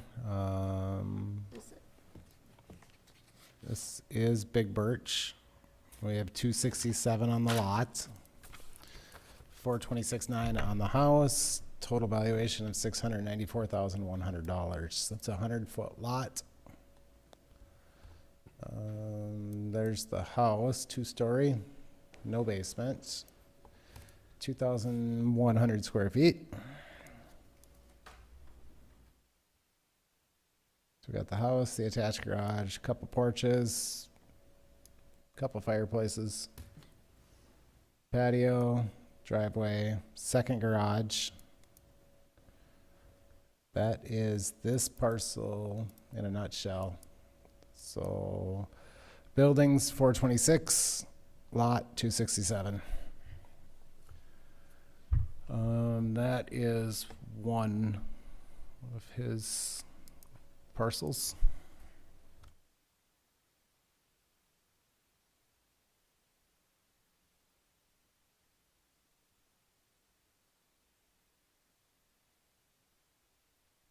So if I got that right, the very first parcel, 302, is valued at 694,100. And this next parcel, You've had conversation with him? we talked, but it was in April, so I don't recall it. And then he just called in today, so I didn't have any prep time, so I'm kind of working on the fly. I hear Patty talking.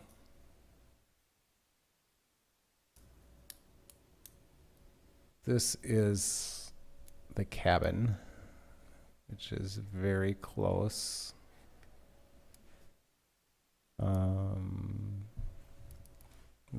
Whoops, wrong way. Here we have $75,300 worth of lot, 41.9 of building. Total valuation on this parcel is 117.2. He paid 190 for this one 15 years ago.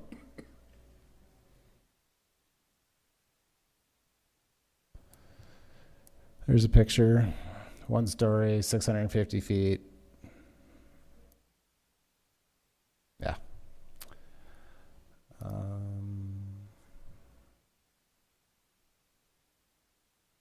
Right here.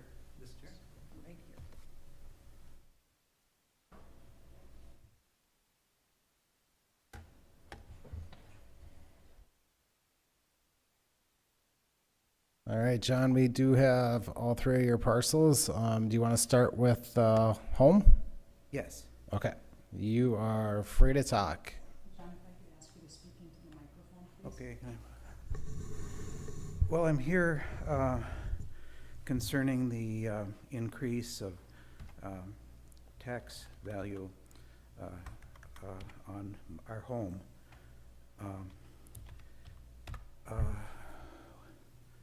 We've had the property for 52 years. I grew up in Ward Springs, and my wife is from Gray Eagle.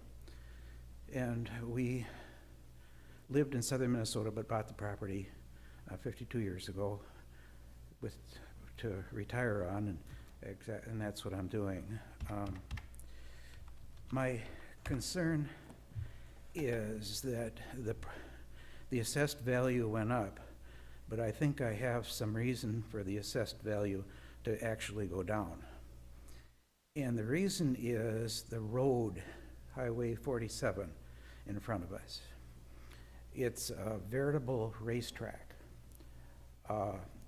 There's very little help with speed control, and people know they can speed there. And it's not uncommon to have people go by 60 miles an hour in a 40-mile zone or even more. There may be other comparable properties, but they don't have the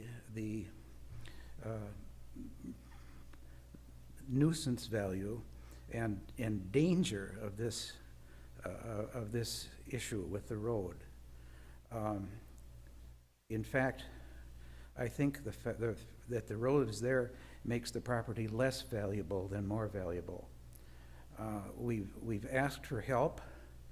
The sheriff, one of the previous sheriffs said, it's hard for us to get over there because your busy time is at change of shift. Well, busy time is all the time. I talked to a deputy and he said we're reluctant to give tickets because the money goes to the state, not to the county. He also said he's reluctant to give tickets to truck drivers because they might lose their job. Well, we might lose our lives. People speed there because they know they can speed, and it's getting worse. This is probably the most traveled highway in the county. It's a shortcut from Highway 71 to the freeway. So we have that traffic, and we also have the local traffic, and we are getting little or no help with this. And believe me, these are huge trucks that go by. We even have trucks that have the big containers that come from ships go by. And maybe there are other comparable properties on the lake, but I don't think they have this issue that we have to deal with that I think affects the value of our house, should I, say for instance, want to sell it. So that's in a nutshell. I feel that the property, rather than becoming more valuable, is actually, in fact, under the circumstances, less valuable.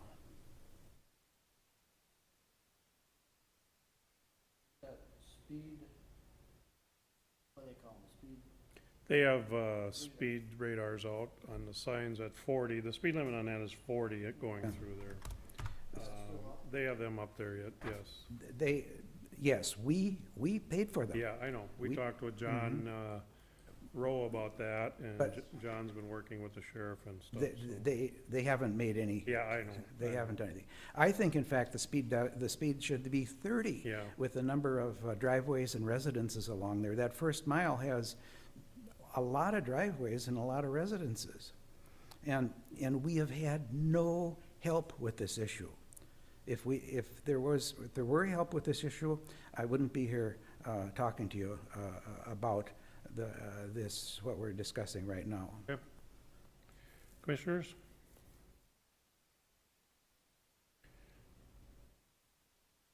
If I may, Mr. Chair, this is the neighbor's place, just to the south. They paid $422 for it. At the time of sale, we thought it was worth about $415. Okay. So same road. Yes, but they're up on the hill a good block or more from the road. Right there, right? I'm sorry, I Yeah, can't. right there, yeah. This is them. Cool. Could be, yeah. Where are you by which creek? How close are you to that creek down there? A couple properties over. The creek is, well, let's see. Oh, Fish Creek, you mean? Yeah. That's to the North? To the south of us. Oh, south, okay. Well, then you're kind of in that little curvy area there. Yeah, and try to get out of a driveway when people are coming around that at 60 miles an hour. Yep. Yeah, I think that's our property. Yep, okay. Commissioners?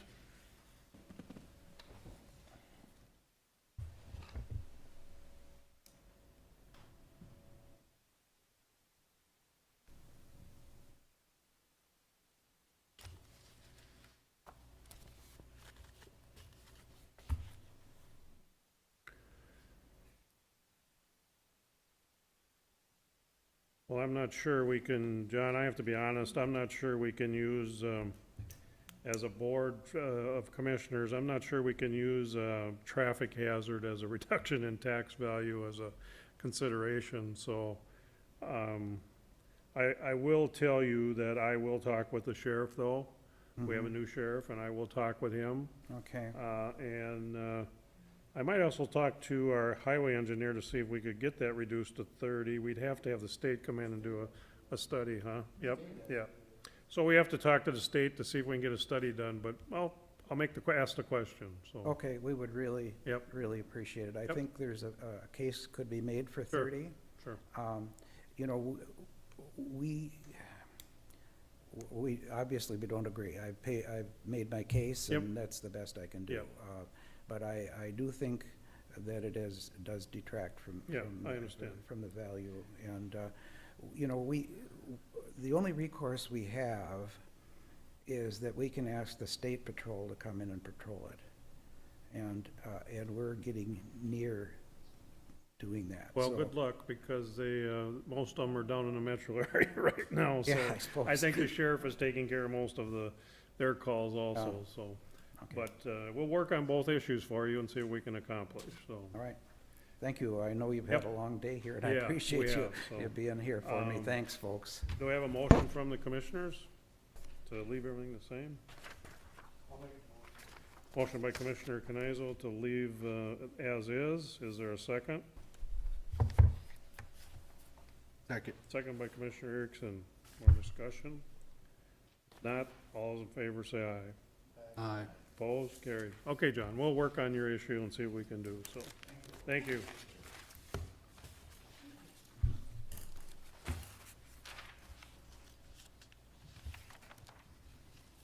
That's all I have. Okay. You're kidding me. Did we hit it on time? Well, we're only You're really close. 10 minutes after. You're right at. No, the last one was supposed to start at 9:05. Oh, it was? We are right on schedule. Yeah, well, all right. I even started you late. So then what do I do? Officially adjourn, ask for a motion to adjourn this board? Please. Okay, is there a motion to adjourn the Board of Equalization and Appeals? So moved. Motion by Commissioner Newman, is there a second? Second. Second by Commissioner Becker. Is there any discussion? If not, all in favor say aye. Aye. Opposed, carried. Thank you. Thanks, guys.